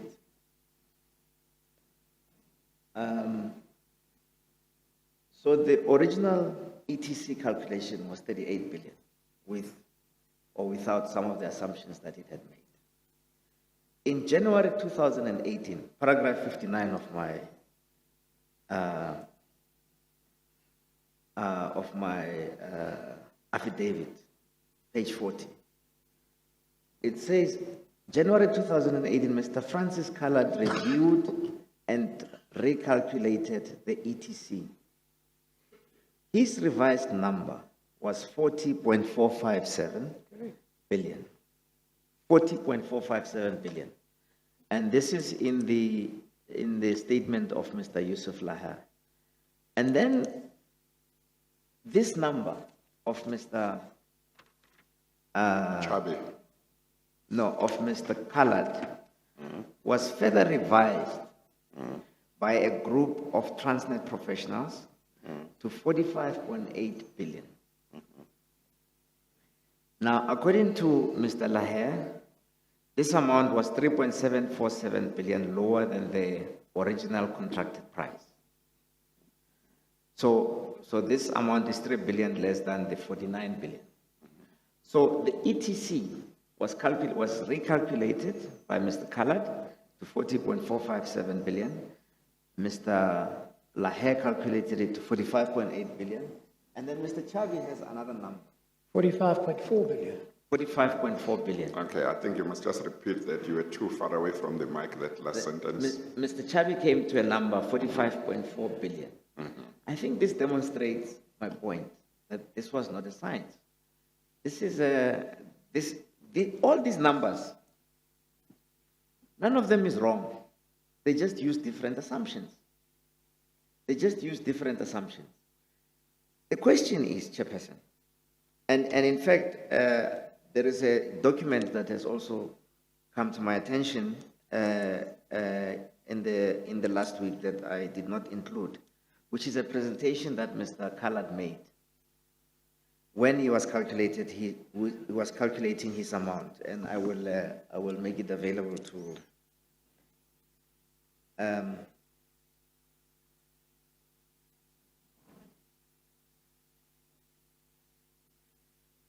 In a presentation entitled, "The presentation has been compiled to present work done to date into the data analysis investigation of the 1064 locomotive deal at Transnet."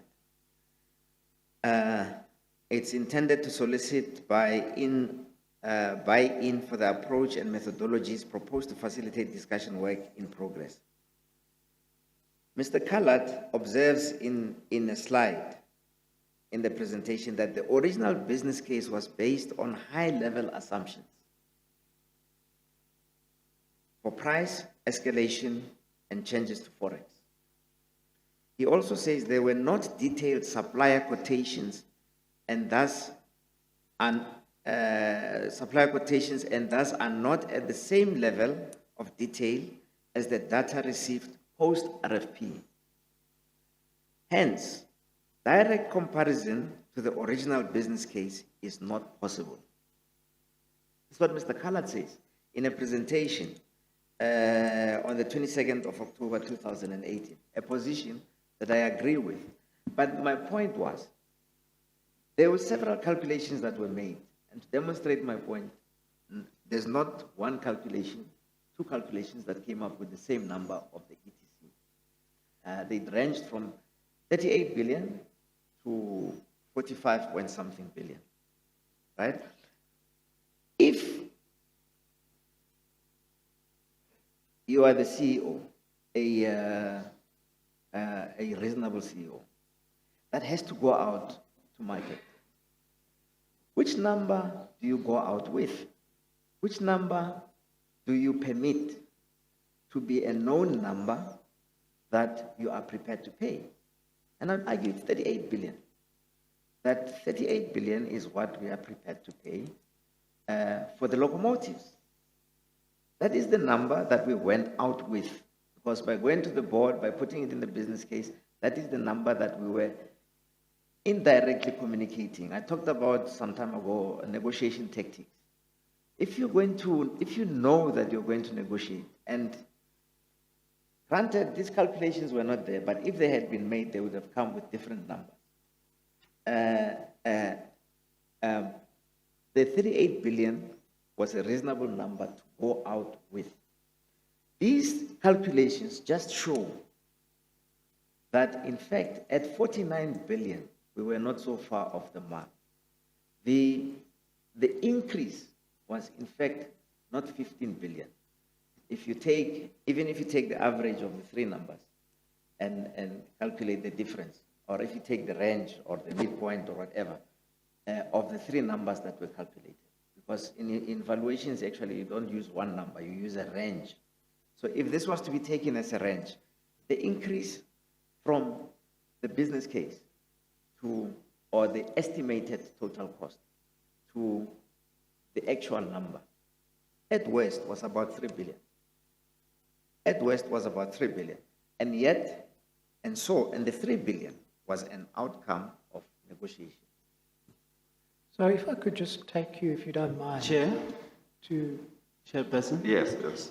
Yeah, Mr. Molefe has referred to a document that he has recently come across. I want to confirm that during break, I've brought this to the attention of Mr. Mayberg. Okay. And would appreciate it if it can find its way into the bundles of the Commission. This is a presentation that was prepared by Mr. Khaled. Yes, we gave the same undertaking as we did yesterday. Yeah. Once we have a copy, we will attend to that. Yeah. Perhaps I could just ask my learned friend if he has an electronic version of it, if he could, in the interim, send it to my junior, and we will process it perhaps at lunchtime even. Yeah. Chair, I want to confirm that I have already sent it to Ms. Lee. Okay. Electronically. Thank you. Okay. So can I, Mr. Molefe, let me take you to Mr. Leher's affidavit, please. That is to whose affidavit? That's where you get your figures from that you've been speaking about. Go to Exhibit BB4F, please.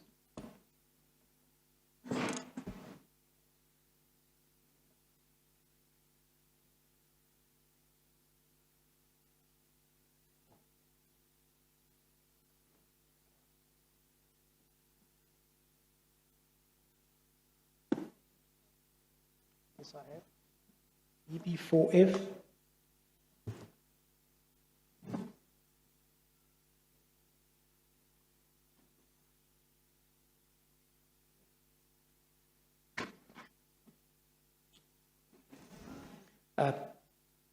Pardon, page YIL 18.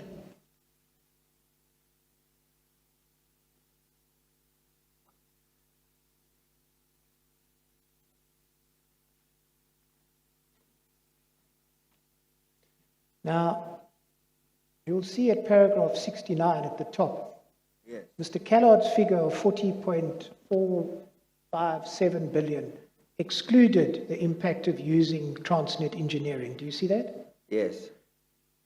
Mr. Chaubi's figure, if you excluded Transnet engineering, as you know, is 42.8. You see that? You know that? Come again? Mr. Chaubi's figure, and perhaps I Yeah. could ask you, you've still got his affidavit open in Yes, front of yes, you. yes. Mr. Chaubi's figure, when excluding Transnet engineering, is 42.8. Yes. You see that? Not Yes. vastly different, is it? Yes. And then do you see Mr. Leher's calculation, paragraph 70, of 45.8, that now includes Transnet engineering. Do you see that? Yes. Yes. And do you see that Mr. Chaubi, he comes to almost exactly the same figure, 45.4 billion. Yes. So maybe it's more of a science than it appears. No. You demonstrated very well that the different assumptions lead to different outcomes. Now, the outcomes aren't that different. That is the point that I make. Mr. Leher and Mr. Chaubi, they are very close to one another. They're not there. Okay, they are close. I agree. I So- can see they're close. But being close, see, if it was a science, it would be precise. But you are so far out, Mr. Molefe. That's the problem. But that is, as I was saying earlier, Yeah. that is the number that you would go out with. If I had to choose between, You were so far out. on the low side, yes. Well, what did you recommend to the board and what did they accept? An increase in the ATC to what?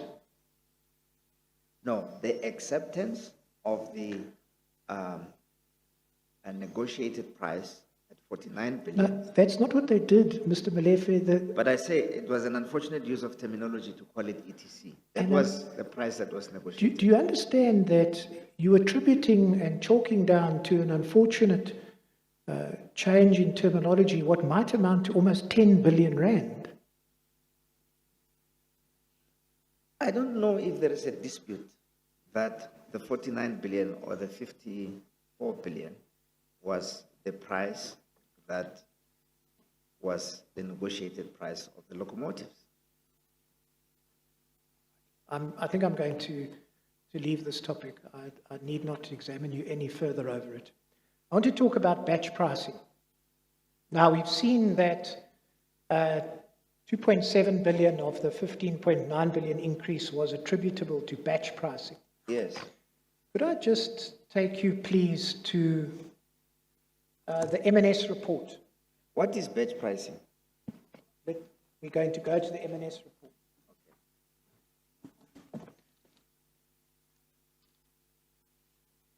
Would you please go, and this is in bundle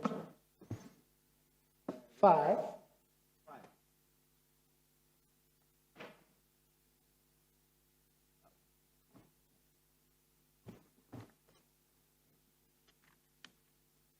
Yes.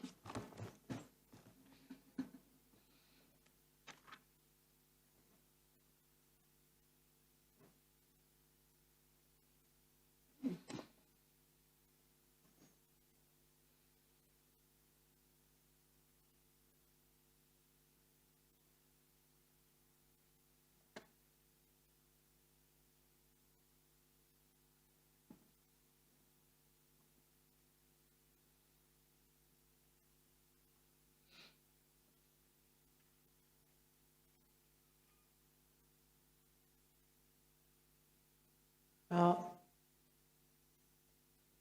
perhaps to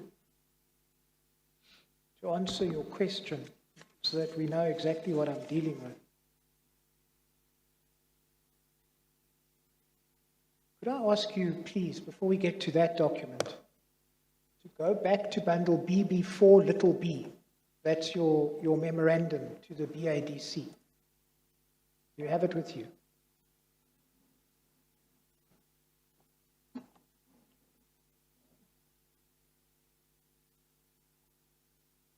BB4 little e. Yeah, BB4, little b.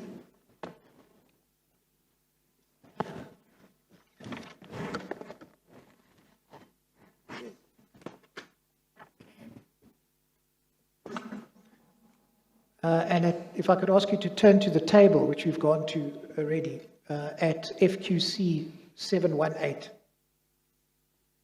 718. 718. Just 71. 718. 718.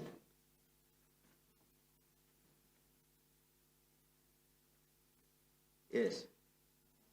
Now you'll see we've already dealt with this on the left-hand side of the capital letter D in the middle. Batch pricing adjustment for reduction of batch size to 40% stroke 60%. You see that? Yes. There was a reduction of the size. There was a reduction of? Of the size of the batches. Yes. Right. Now, we could then go, as I'd asked you to do, to the M&S report at bundle 6.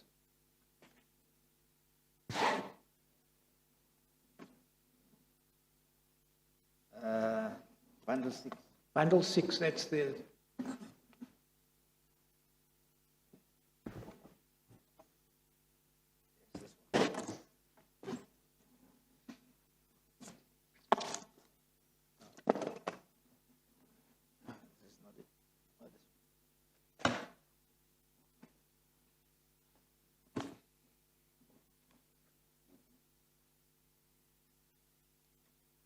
Now, what M&S do at the foot of page 332 is they quote... I'm sorry, at what page did you say? Page 332, 332. Chairperson. So what is the red page number? Don't worry about that, it's very confusing. Just stick to the black ones. All right, 332 on the left-hand side.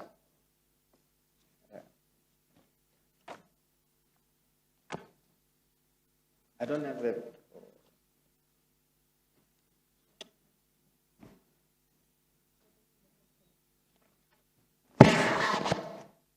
Oh, number 6.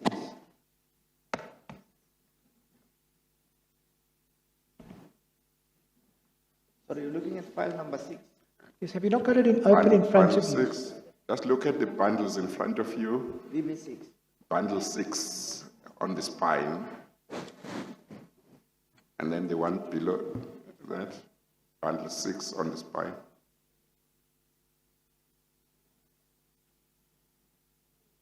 Oh, okay, looks like they found it.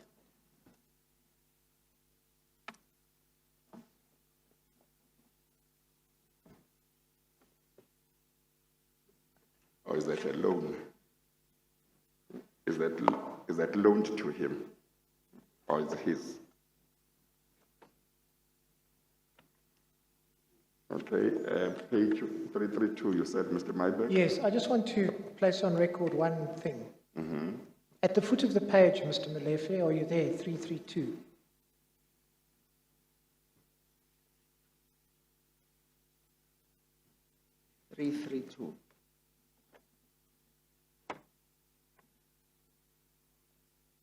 What is the page number at the top? 332. Oh, 332. Black numbers. Yes. Yes. I just want to read into the record where they say at paragraph 4.1.11, under the heading batch pricing, section 3.1 of the RFP relating to the acquisition of the 465 diesel and 599 electric locomotives read as follows, quote, Transnet requires flexibility in exercising options for the acquisition of the locomotives. These options may include suspending or postponing the delivery of the locomotives until a later date or changing quantities. Transnet, however, does not expect to pay a price premium should it exercise any of these options. Would you agree that that was the clause in the RFP? Yes, that was the clause in the RFP. Could I then ask you, please, to go to the Fendutzi report in the same bundle at page 186.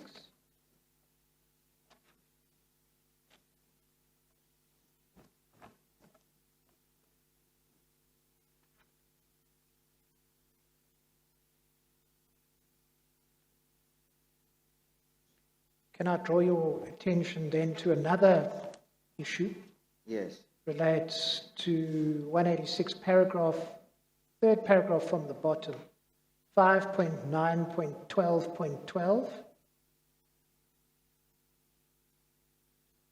There, they talk of the Transnet Delegation of Authority framework approved by the board on 29 August and effective from 1 September states that, quote, increase in ETC of projects already approved by the shareholder minister must be reported to the shareholder minister if the increase is in excess of 15%. Do you see that? Yes. Would you accept that? Yes. Now, was this increase, well, I presume you would accept that there was an increase of more than 15%. Except I wouldn't have called it ETC. Sorry? I wouldn't have called it ETC, but yes, it was more than 15%. However you see it, it was a lot more than 15%. Yes. Right. Was that reported to the shareholder minister? Not that I'm aware of. Why did you not ensure that that happened?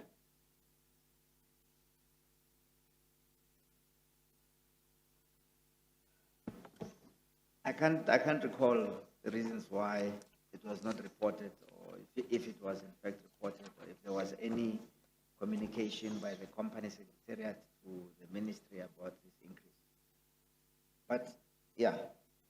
Yes. Just so that we understand it, whose responsibility ultimately would it have been to report this increase to the shareholder minister? Well, this would have come out of a board decision, right? I suspect maybe company secretariat. Not you. Maybe it was me, I'm not sure. But this is not a secretarial issue, is it? I mean, it's a very important issue. Yes. Yes, it would have been me, Chairperson. Sorry? It would have been me. Yes. Could I take you, please, to page 326? But that issue that we've just come back from, what? Will you please go to page 326 of the same bundle?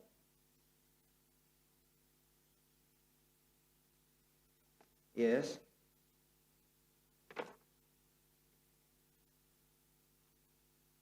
At paragraph 3.3.6,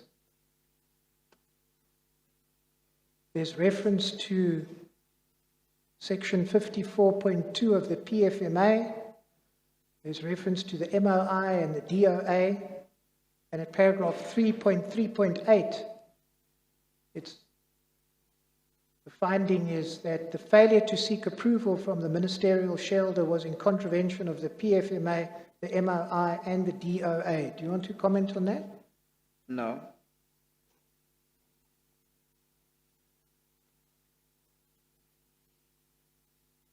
When were on a different topic, when were the locomotive supply agreements signed?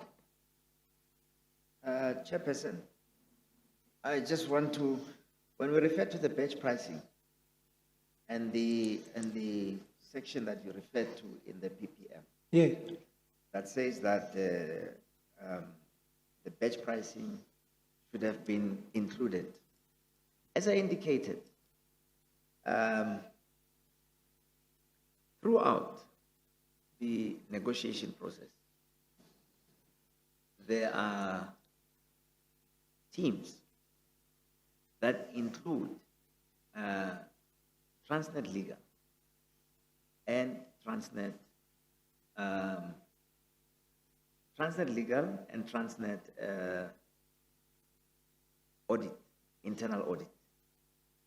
They were in fact part of the negotiations, and they said in the negotiations, something like that should, because it's detailed, should and would have been picked up by them. And a failure for them to have picked it up at that level before they moved on to the next gate during the negotiations, I think something to the effect that while you're negotiating, you must know that you can't pay for batch pricing. But what came back from the negotiations was that part of what we need to pay for is batch pricing because we reduced batches. And so I just wanted to point out that that was a failure at that level during the negotiations of the batch pricing. On the matter of the PFMA, it is a compliance issue. And Transnet had compliance, legal and compliance.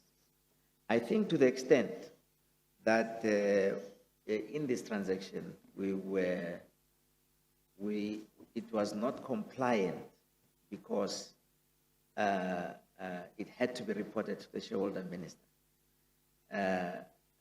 This should have been pointed out and rectified at that point. But the correct people to advise and tell us to be compliant would have been legal and compliance. They would have, and in fact, I think legal was part of the negotiations when they saw that this would trigger a report to the minister. I think there should have been a recommendation to report the matter to the minister. Because I think that although the chief executive takes final responsibility, Chair, it is not possible in a complex organization like Transnet to keep a tab on every little thing. One relies on the advice and the recommendations from the different divisions to look at compliance, contracts. I expressed surprise yesterday about the master services agreement, the way that it had been done, that I was not aware of. Well, I mean, I suppose what's important is you've accepted now that batch pricing and the splitting of batches was wrong. And you say it should have been picked up by... I'd say it may have been wrong. Yes. Perhaps when the people that were at the negotiations come here and explain exactly what happened. Yes, well, they have been here. You see, that's the thing I want to get to, if you don't mind. So what Mr. Leher says, and in fact there's a transcript of this exchange between... So Mr. Leher was from which department? Mr. Leher was in these negotiations. Yeah, which department? He was part of the locomotive. Yeah, but from where did he work at Mr. Transnet? Molefe, let me just... I don't know the answer to that. Can I just tell you... Saying that Yes, Mr. Mr. Molefe, the evidence leader asks questions and you respond. And where it's necessary to get clarification on his questions, you can ask for clarification. Yes, Chairperson. Yeah. If it is important, Mr. Leher was from the finance department. Yes. He says he was a chartered accountant. Or he Yes. is a chartered accountant. Yes. And he was part of the negotiating team. Yes. Now, I understand there was a locomotive negotiating team, and then there was a steering committee. Is Yes. that right? And who comprised that steering committee?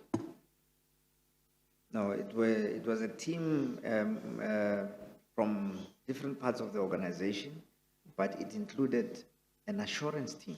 Yes, And the assurance team included people from internal audit and legal. And the point that I was making was that this particular issue should have been picked up by assurance. we're going to come to it. And so, because Mr. Leher, yeah. I'm not aware that he was in the assurance team. Let me just cut to the chase now. Yes. All right. Were you not part of the locomotive steering committee, you, Singh, and Mr. Gama? I was. Right. So what? But I was not in the negotiating teams. Yes, but who was in the negotiations was Mr. Singh. Yes. Right. And Mr. Leher worked together with Mr. Singh. Yes. Right. So let me tell you what Mr. Leher's evidence is. Mr. Leher says to Mr. Singh, transcript of this, that batch pricing is contrary to the RFP. We can't do this, not at this late stage, because then we should go out to tender again, because the RFP didn't provide for it. Mr. Leher told Mr. Singh that. Did Mr. Singh, sorry, if you don't mind, if you bear with me, did Mr. Singh bring that to your attention? No. All right. So that's the issue of batch pricing. Now, when we get to the ministerial authority or approval, do I understand that you can get that ex post facto? Do you need to get approval before the increase and the contract, or can you just increase it and get approval afterwards? Oh, it's possible to get it ex post facto. Is it possible? Yes. But should it be got before or after? Well, if it is obtained ex post facto, it has the same effect as it has been obtained before. But what about if the minister says, no, I don't give approval? Then there is a problem. Yes, well, that's why presumably it's wise to do so beforehand. Yes, it is a problem if it can't be obtained ex post facto. But once it is obtained ex post facto, it is ratified. Yes, but that didn't happen here, so there remains a very serious No, you're problem. just asking, I suppose, theoretically, the effect of ex post facto approval. Mr. Molefe, you were the Group Chief Executive Officer. You proposed a massive increase in the ETC. Did you not know that you had to get ministerial approval? Well, I can't recall what my state of mind was at the time. Yes. Maybe I knew, maybe it slipped, maybe I can't recall what my state of mind was at the moment. What I'm pointing out is that perhaps the legal department or compliance should have then said, oops, we're missing a step. We need to get approval from the minister. You know, Mr. Maibek, the increase in ETC, well, what is now called the increase in ETC, was from 38 billion to 54 billion. But we also know that the ETC was recalculated by even Mr. Chabi. So Mr. Chabi's calculation, if it is to be accepted, or Mr. Lahe, or the adjusted calculation by Mr. Lahe and Mr. Khalad.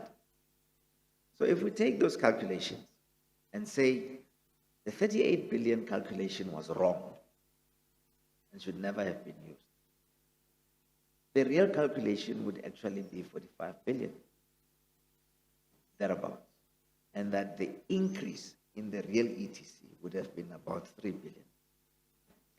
And that is what they say even in the MNS report.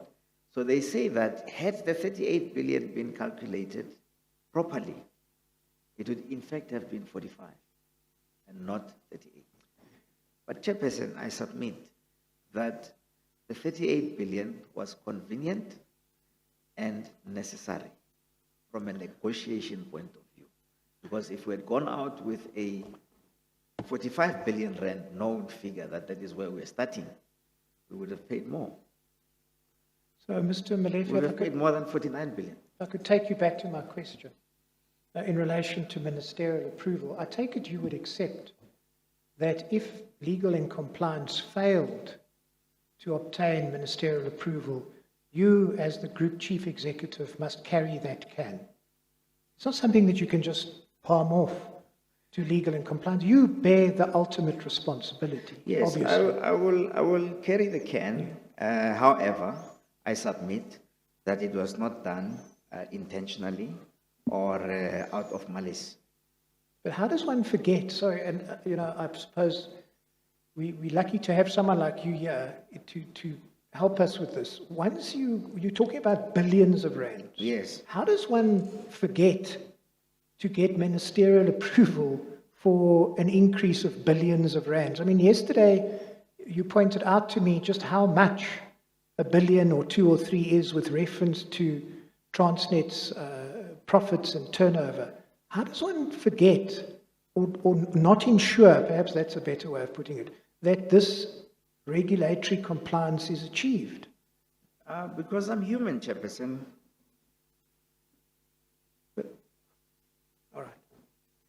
Let me go to something. Would you also then accept that if the chairperson finds that batch pricing was contrary to the RFP and ought not to have been allowed, that you must carry the can ultimately for that as well. Chairperson, ultimately, I'm the chief executive. Yes. And I should take responsibility. Okay. However, I will hasten to mention that none of these things that happened here were happening because it was a deliberate, intentional outcome that we do not have ministerial approval, that batch pricing is included. I was actually, I would be at pains to explain that in terms of there was a failure in our system, in the sense that during the assurance process, these things should have been pointed out. I take it that when Transnet teams, different teams, or the team, certainly the group chief executive officer, handles a matter as big as this, somebody would be tasked with the function to say, please highlight to all concerned, Yes.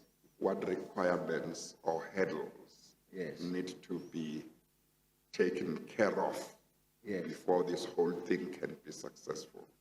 Yes. And I would have thought that there would be such a document, and somebody would have said, hang on, at this stage we will need to get ministerial approval. Yes. You accept that that is what one would expect. Yes. Yes. So, But you say it wasn't done in this case. no, that is why I was explaining yesterday that in a procurement process like this, there are gates. So there's supposed to be a gate that was not supposed to be opened if the batch pricing was not correct, where assurance was supposed to say, you can't proceed because you have included batch pricing and you're not supposed to include batch pricing. But the assurance report, and I would be interested to get the different assurance reports at the different gates, including right at the end where the contract was signed. Because even as we are going to sign the contract, the assurance people are supposed to say, go ahead and sign. And I believe that there are reports, the assurance reports, that said everything was fine. But it would be interesting from an investigation point of view to find out at these different levels, what did the assurance people say? Did they not pick these things up? And was there at any point where, for example, I was told everything is fine, go to the press announcement and sign the transaction?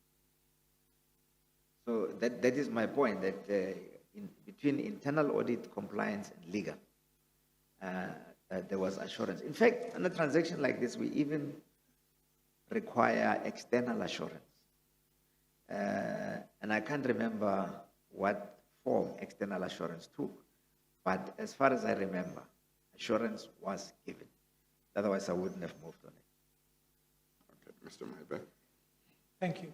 Can I take you still in bundle 6, please, to page 289. 289.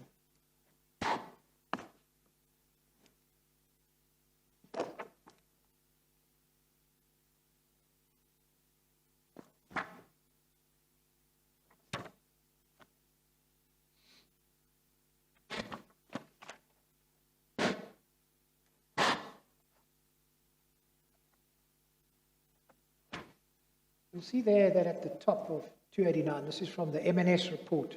Yes. They deal with members of the Transnet Locomotive Steering Committee in 2014. I just ask you to confirm it was you, Mr. Molefe, Mr. Singh, Yes. and the 3 others. And then there was a subcommittee of that steering committee. And that was you, Mr. Gama, and Mr. Singh. Yes. And you say you weren't present in the negotiations. Well, Mr. Singh, we know was. Would you confirm that? Yes. And would he report back to you on the progress of the negotiations? Yes, he would inform me of what is going on in the negotiations. And did you expect him to do that honestly and faithfully? Yes, And Mr. Gama, was he part of the negotiation? yes. And did he also report back to you? Yes, they both came and reported to me what was happening. And no doubt you would have expected him to do so honestly and faithfully as well, obviously. Yes.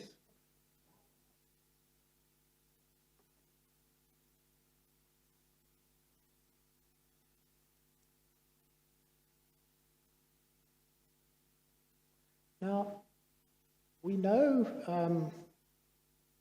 from Mr. Leher that it took quite a long time to compile these memos that were presented to the BADC and the... If before we move on, what is not clear in this list of people are the assurance, exactly who the assurance people were, because it's finance and technical. But I submit that there was legal and audit and internal audit. There was? Legal and internal audit. Would assurance always be the same departments or units, or it could change depending on the subject matter? They give different types of assurance. There's the assurance from a legal point of view that everything is fine. Then there's assurance from an internal audit point of view that everything is fine. For example, when the tenders are submitted, and they must be submitted at 12 o'clock, somebody from internal audit says the tenders were submitted at 12 o'clock, those that arrived at 12:05 were excluded. Yeah. So, and that is an assurance that opens the next gate. Okay. Thank you. I'm sorry, but I need just to retrace my steps. And please forgive me if it's something you've already answered.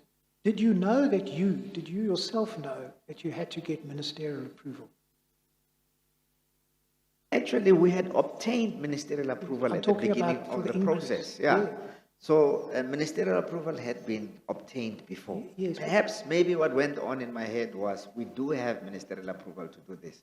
The thing that fell between the cracks was the fact that the increase in the price from what was the approved ETC to the final price required ministerial approval. That is perhaps what fell between the cracks that we should have been advised of.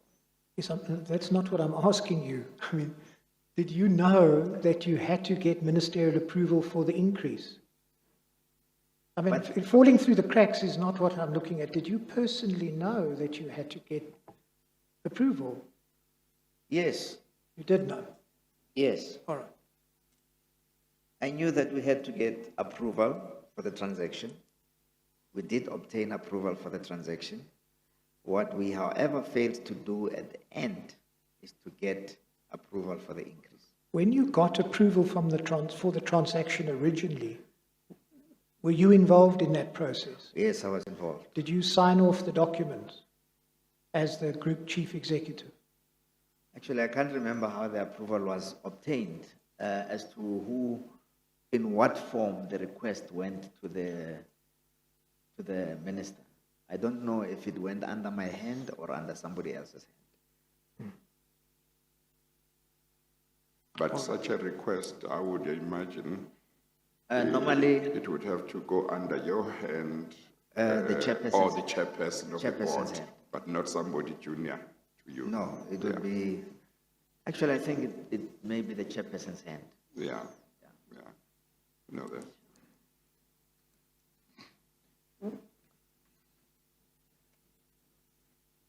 All right, now let's just deal with one or two other things. We know that CSR, they were awarded 359 of the 1064 locomotives, correct? Yes. Can I ask you please to go to page 314 of bundle 6?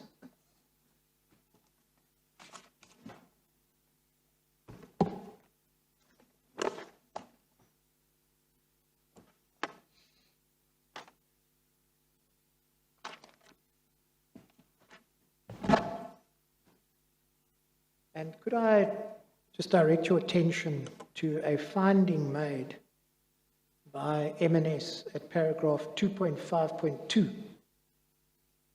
Are you there? Yes.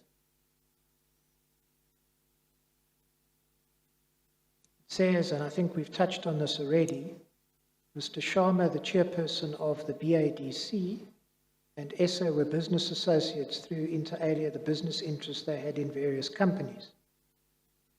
Mr. ESSA, on behalf of one of his companies, Tequesta, concluded a business development service agreement with CSR Hong Kong on 18 May 2015. Salient terms of the business development agreement state that 1. Tequesta was appointed to provide advisory services, in particular assist CSR Hong Kong to secure the current electric locomotive tender.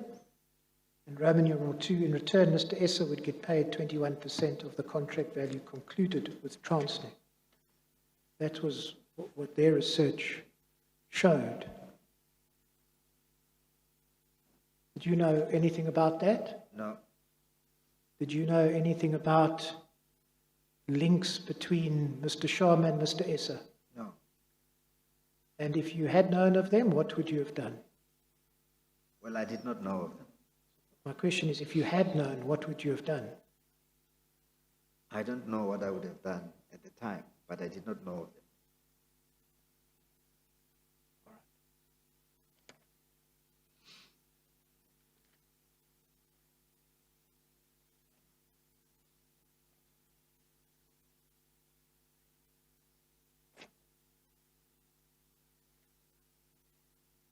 I want to turn now to another topic. So finally, we leave the locomotives and the transaction advisors around the locomotives.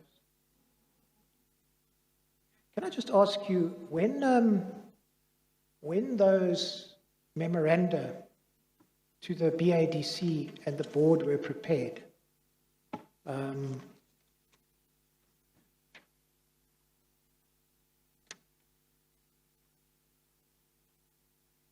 just bear with me for a second.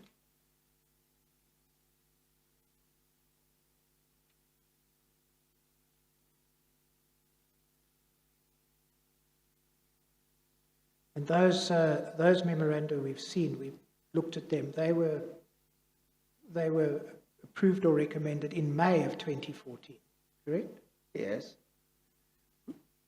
Can you recall whether or which consultants gave input into the increase in the ETC?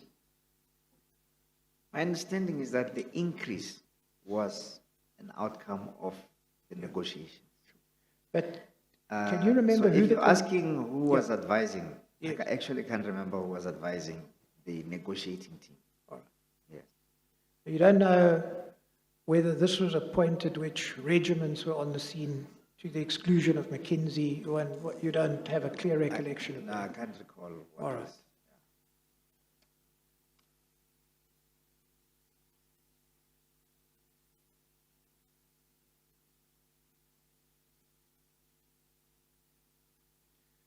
Can we please then turn to another topic, and that relates to the Neotel contracts. Yes. Now, let me just, before I take you to the relevant documents, I suppose it's refreshing that we're talking about something else now. I know that you've dealt with this in your affidavit, but I'll just ask you to confirm this before we go to the controversy. Mr. Molefe, on the 31st of October 2013, Yes. Ms. Chetty was, then she was the acting group chief executive, and she Yes. awarded a contract to Neotel. Is that right? That's right. And then you reversed this decision, and we'll come to the reasons why. And you appointed T-Systems in a memorandum dated the next month, 20 November, correct? 2013. Is that right? Yes. You did that without consulting with Ms. Chetty, correct? Yes. And you would have seen that she says, well, all your reasons for reversing her decision was bad. She says what? She said all of your reasons for reversing her decision were bad. You've seen that, right? You've seen her affidavit. Yeah, I can't recall exactly what the reasons were, according to her. Are you looking for her affidavit? Are you looking for her affidavit? No, I'm just putting away that file. Oh, okay. No, I That- thought you wanted to check something before Yeah. responding to the question. I'm just trying to paraphrase things because Yes. we obviously don't have a lot of time left. Yes. So she says that all of your reasons for reversing her decision are bad. I'm going to come to your position now. Mr. Fulming, you would have seen, also says your reasons for reversing the decision were bad. Mr. van der Westhuizen also gives some evidence about this. Yes. What we know then is about 6 months later, on the 6th of June 2014, after opinions had been obtained from a senior counsel and, as I understand, your external auditors, you then revoke your decision.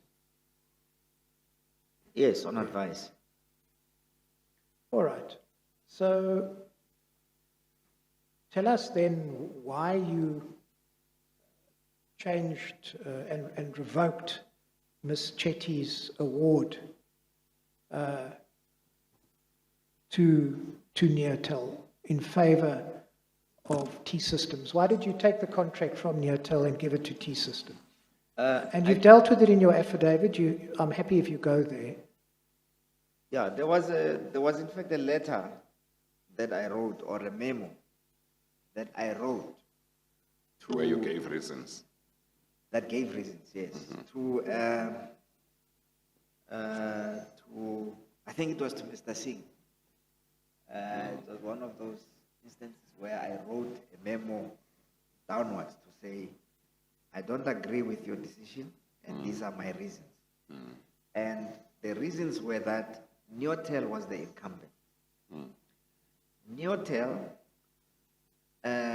while they were working on at Transnet systems, is where they were working, what they were working on, we had a breach of the firewalls under their watch, which had cost us some kind of embarrassment because we don't know what information was taken out of the Transnet systems. There had been security cameras that had been installed at the ports that were not working, which was embarrassing because in terms of our membership of international ports organizations, these security systems were supposed to have been working.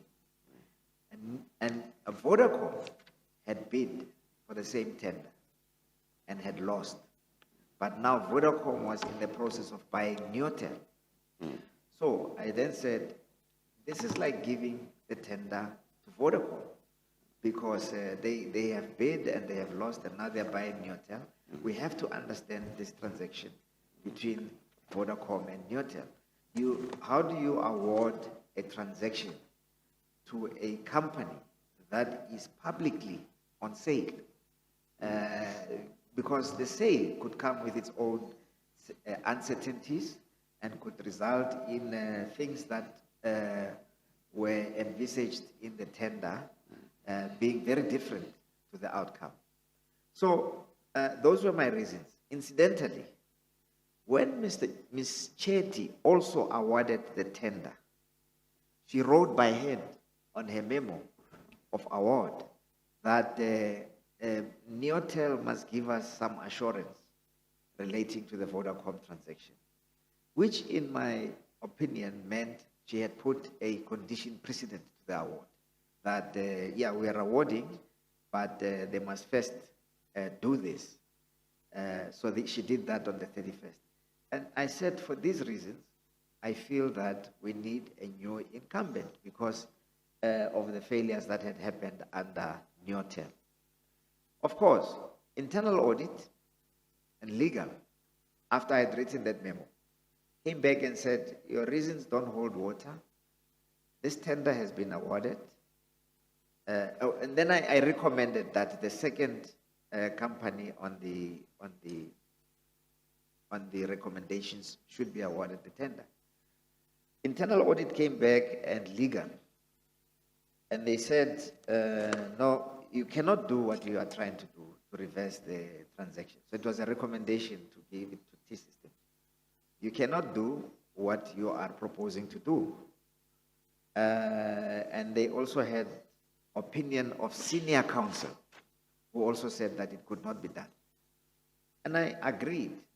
And I even said, well, at least I have told you my concerns about why we're doing this thing. If things happen in the future with Neotel, it shall be recorded that I did not come back from where I was and just rubber stamp the decision that I thought was patently wrong. So that is what happened with the matter check. But Mr. Molefe, you didn't need senior counsel to tell you that you can't just simply take away a contract that had been awarded to Neotel and just give it to T-System. No, my interpretation, my layman's interpretation was that the condition. There was no condition. She had issued a letter. Yeah, which is why I needed senior counsel's opinion. Maybe you didn't need senior counsel's opinion. You didn't what? That is, which is why maybe I needed to be told by senior counsel.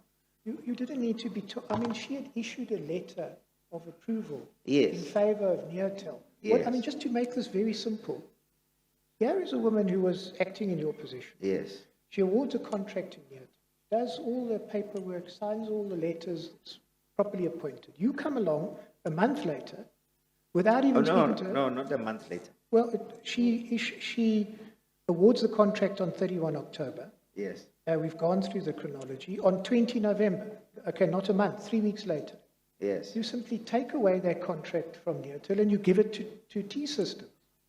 Well, my recollection is that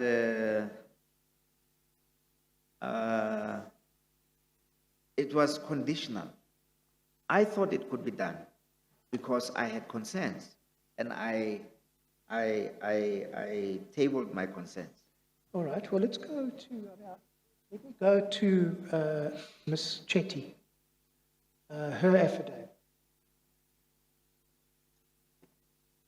I think this is a new file, BB6.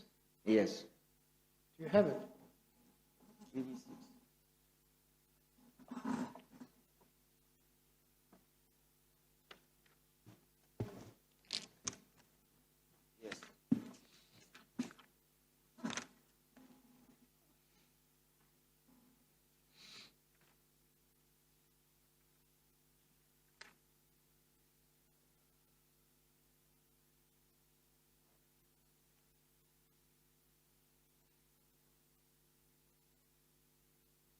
All right, so if we have a look at page 88, Yes. SC 88, that's your, I think it's the memo that you speak about. This is on 20 November. This is the reversal, correct? Yes.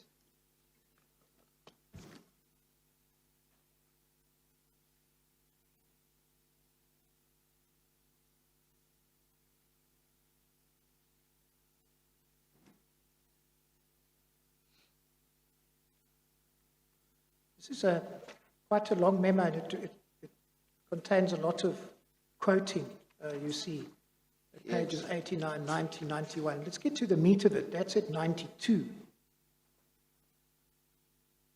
You say at paragraph 7, and it's eloquently written, I have the following specific concerns with your recommendation.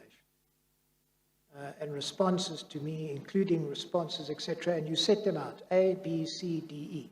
Counterparty risk and alienation of state assets, concentration risk as Transnet is Neotel's largest client, triple B, double E partners, information security incident and CCTV camera exposures. And then you go and articulate each of those points, correct? Yes. In the balance of this. Yes. And you then conclude that due to the above, you effectively revoke then the award and you appoint T-Systems. We see that at the foot of page 93. Yes, I also saw that this network is at the heart of the Transnet business, and I'm of the view that awarding the business to Neotel will expose Transnet to unnecessary risk. Yes. And then what you also did at 22, at page 94, is you say, I approve that the 248 million be taken into consideration. Right, so let's just understand what that means. If you go back to page 93 and paragraph 21 at the foot of the page, post the close of the final offers being submitted, T-Systems indicated that they, unfortunately, due to the strict timelines set by Transnet, only managed to get confirmation from their shareholder on certain pricing elements, and that they would be in a position to reduce the price submitted the week before by a further 248 million. And you then say, I approve the 248 million, or that the 248 million be taken into consideration as part of T-Systems' best and final offer. Is that right? Even though they didn't make that offer.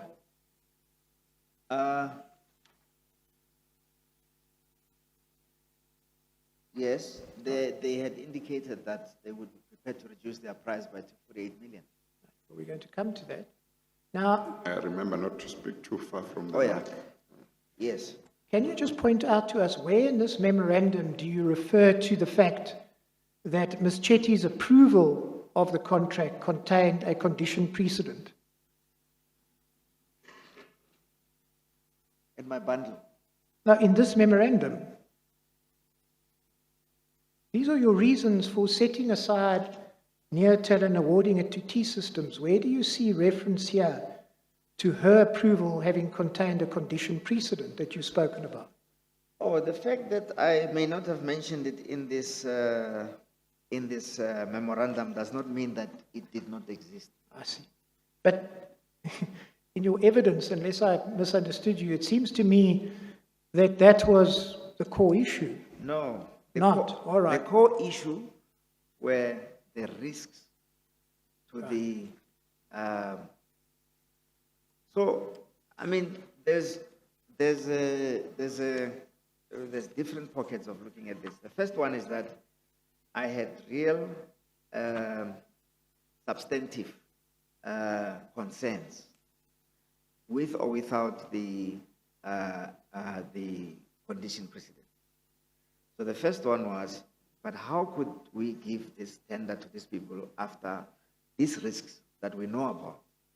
The second one was, could it be done? And I felt that because of Mr. Chetty's award was not full and final, I don't know how to put it, was not unconditionally final, that there was something else that needed to be done. I don't know how to put it in. Yes, the condition precedent that was you a condition understood precedent. to be there. Yes. Means that there was a window to actually Get out of the... And in fact, that condition precedent that she put in expresses one of the fears that I had, that this company was being sold. And so I thought that it was possible to reverse this from where I was sitting, from purely a business point of view. However, I was later to be proven otherwise by legal and internal audit.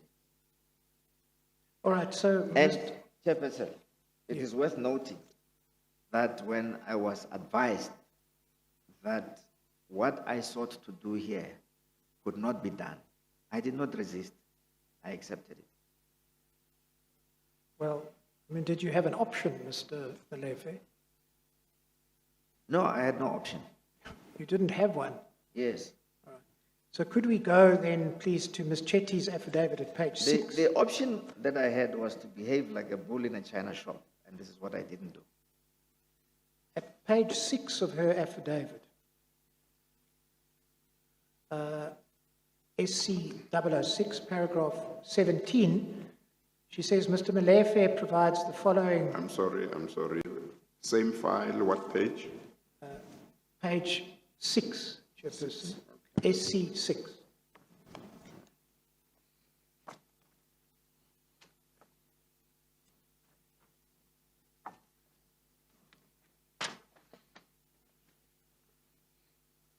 Okay, I've got it. She in paragraph 17 addresses each of your reasons: counter risk and alienation, concentration risk, BE partners, information security, CCTV issues. And then at paragraph 18, she refers to a particular document, and she says that clearly indicates that the possible price reductions could not be taken into account as the final pricing had already been submitted. Mr. Molefe could not approve that the price reduction be considered as part of T-System's best and final offer, as this prejudices the other bidders and is not considered fair and transparent. And what she refers to there as Annexure SC3, that you find at page 37. Yes. Just bear with me for a moment, because I want to just get a... she refers to a TEAR report, TEAR, and what that stands for is a Tender Evaluation and Recommendation Report. That you find at page 23. Could you turn there, please?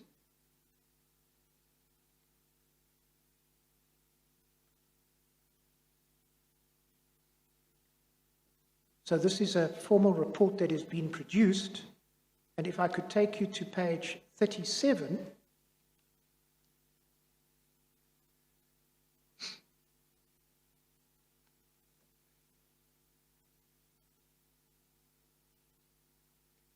you'll see that the last third of the page, between the second and third schedules, after conclusion of the normalization process, a final clarification session was held with the three bidders to double check if they had not admitted anything in their pricing. Bidder 5, who was T-Systems, indicated during discussions that their joint venture partner may be able to negotiate optimization with its shareholders, which will result in an overall reduction of 248 million on the tendered pricing. Bidder 2 and 3 also indicated minor possible price changes, which would have resulted in slight adjustments in the final commercial proposal. Below is an indication of the pricing changes if the 248 million possible price reductions were to be taken into account on this project, even though it is not possible since the final pricing had been submitted. You see that? That's the TIER report. Yes. But if you go to page 43 of that report. Yes.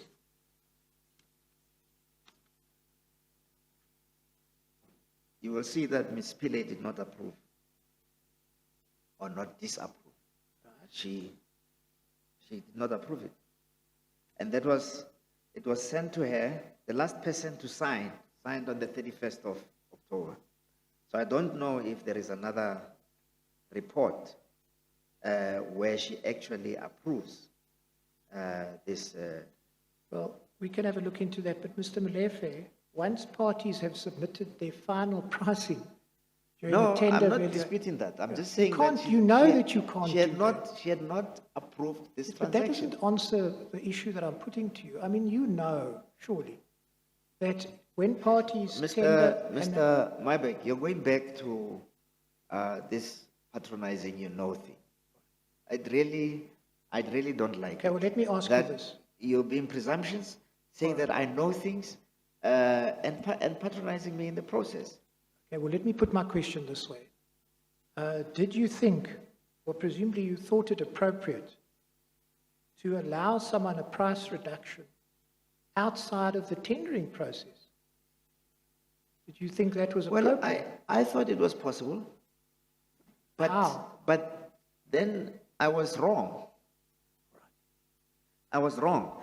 However, what I'm pointing out now Yes. is that this report that you are referring to was not approved by Ms. Shalacheti on the 31st of October. But that doesn't detract from the concession that I think you fairly made. It doesn't? Doesn't detract from the concession that I think you fairly made. No, it may indicate to the fact that perhaps this transaction had not been finalized and awarded as it should have been. Now, I could, I suppose, take you to Mr. Forming's affidavit, but I don't suppose it's necessary, because I think you accept that ultimately the award in favor of T-Systems was irregular and needed to be reversed. Yes, I accepted that a long time ago. All right. I accepted it at the time when internal audit and legal came to me and said, Mr. Molefe, we can't do this. And I accepted it. And I then said we should proceed with the award to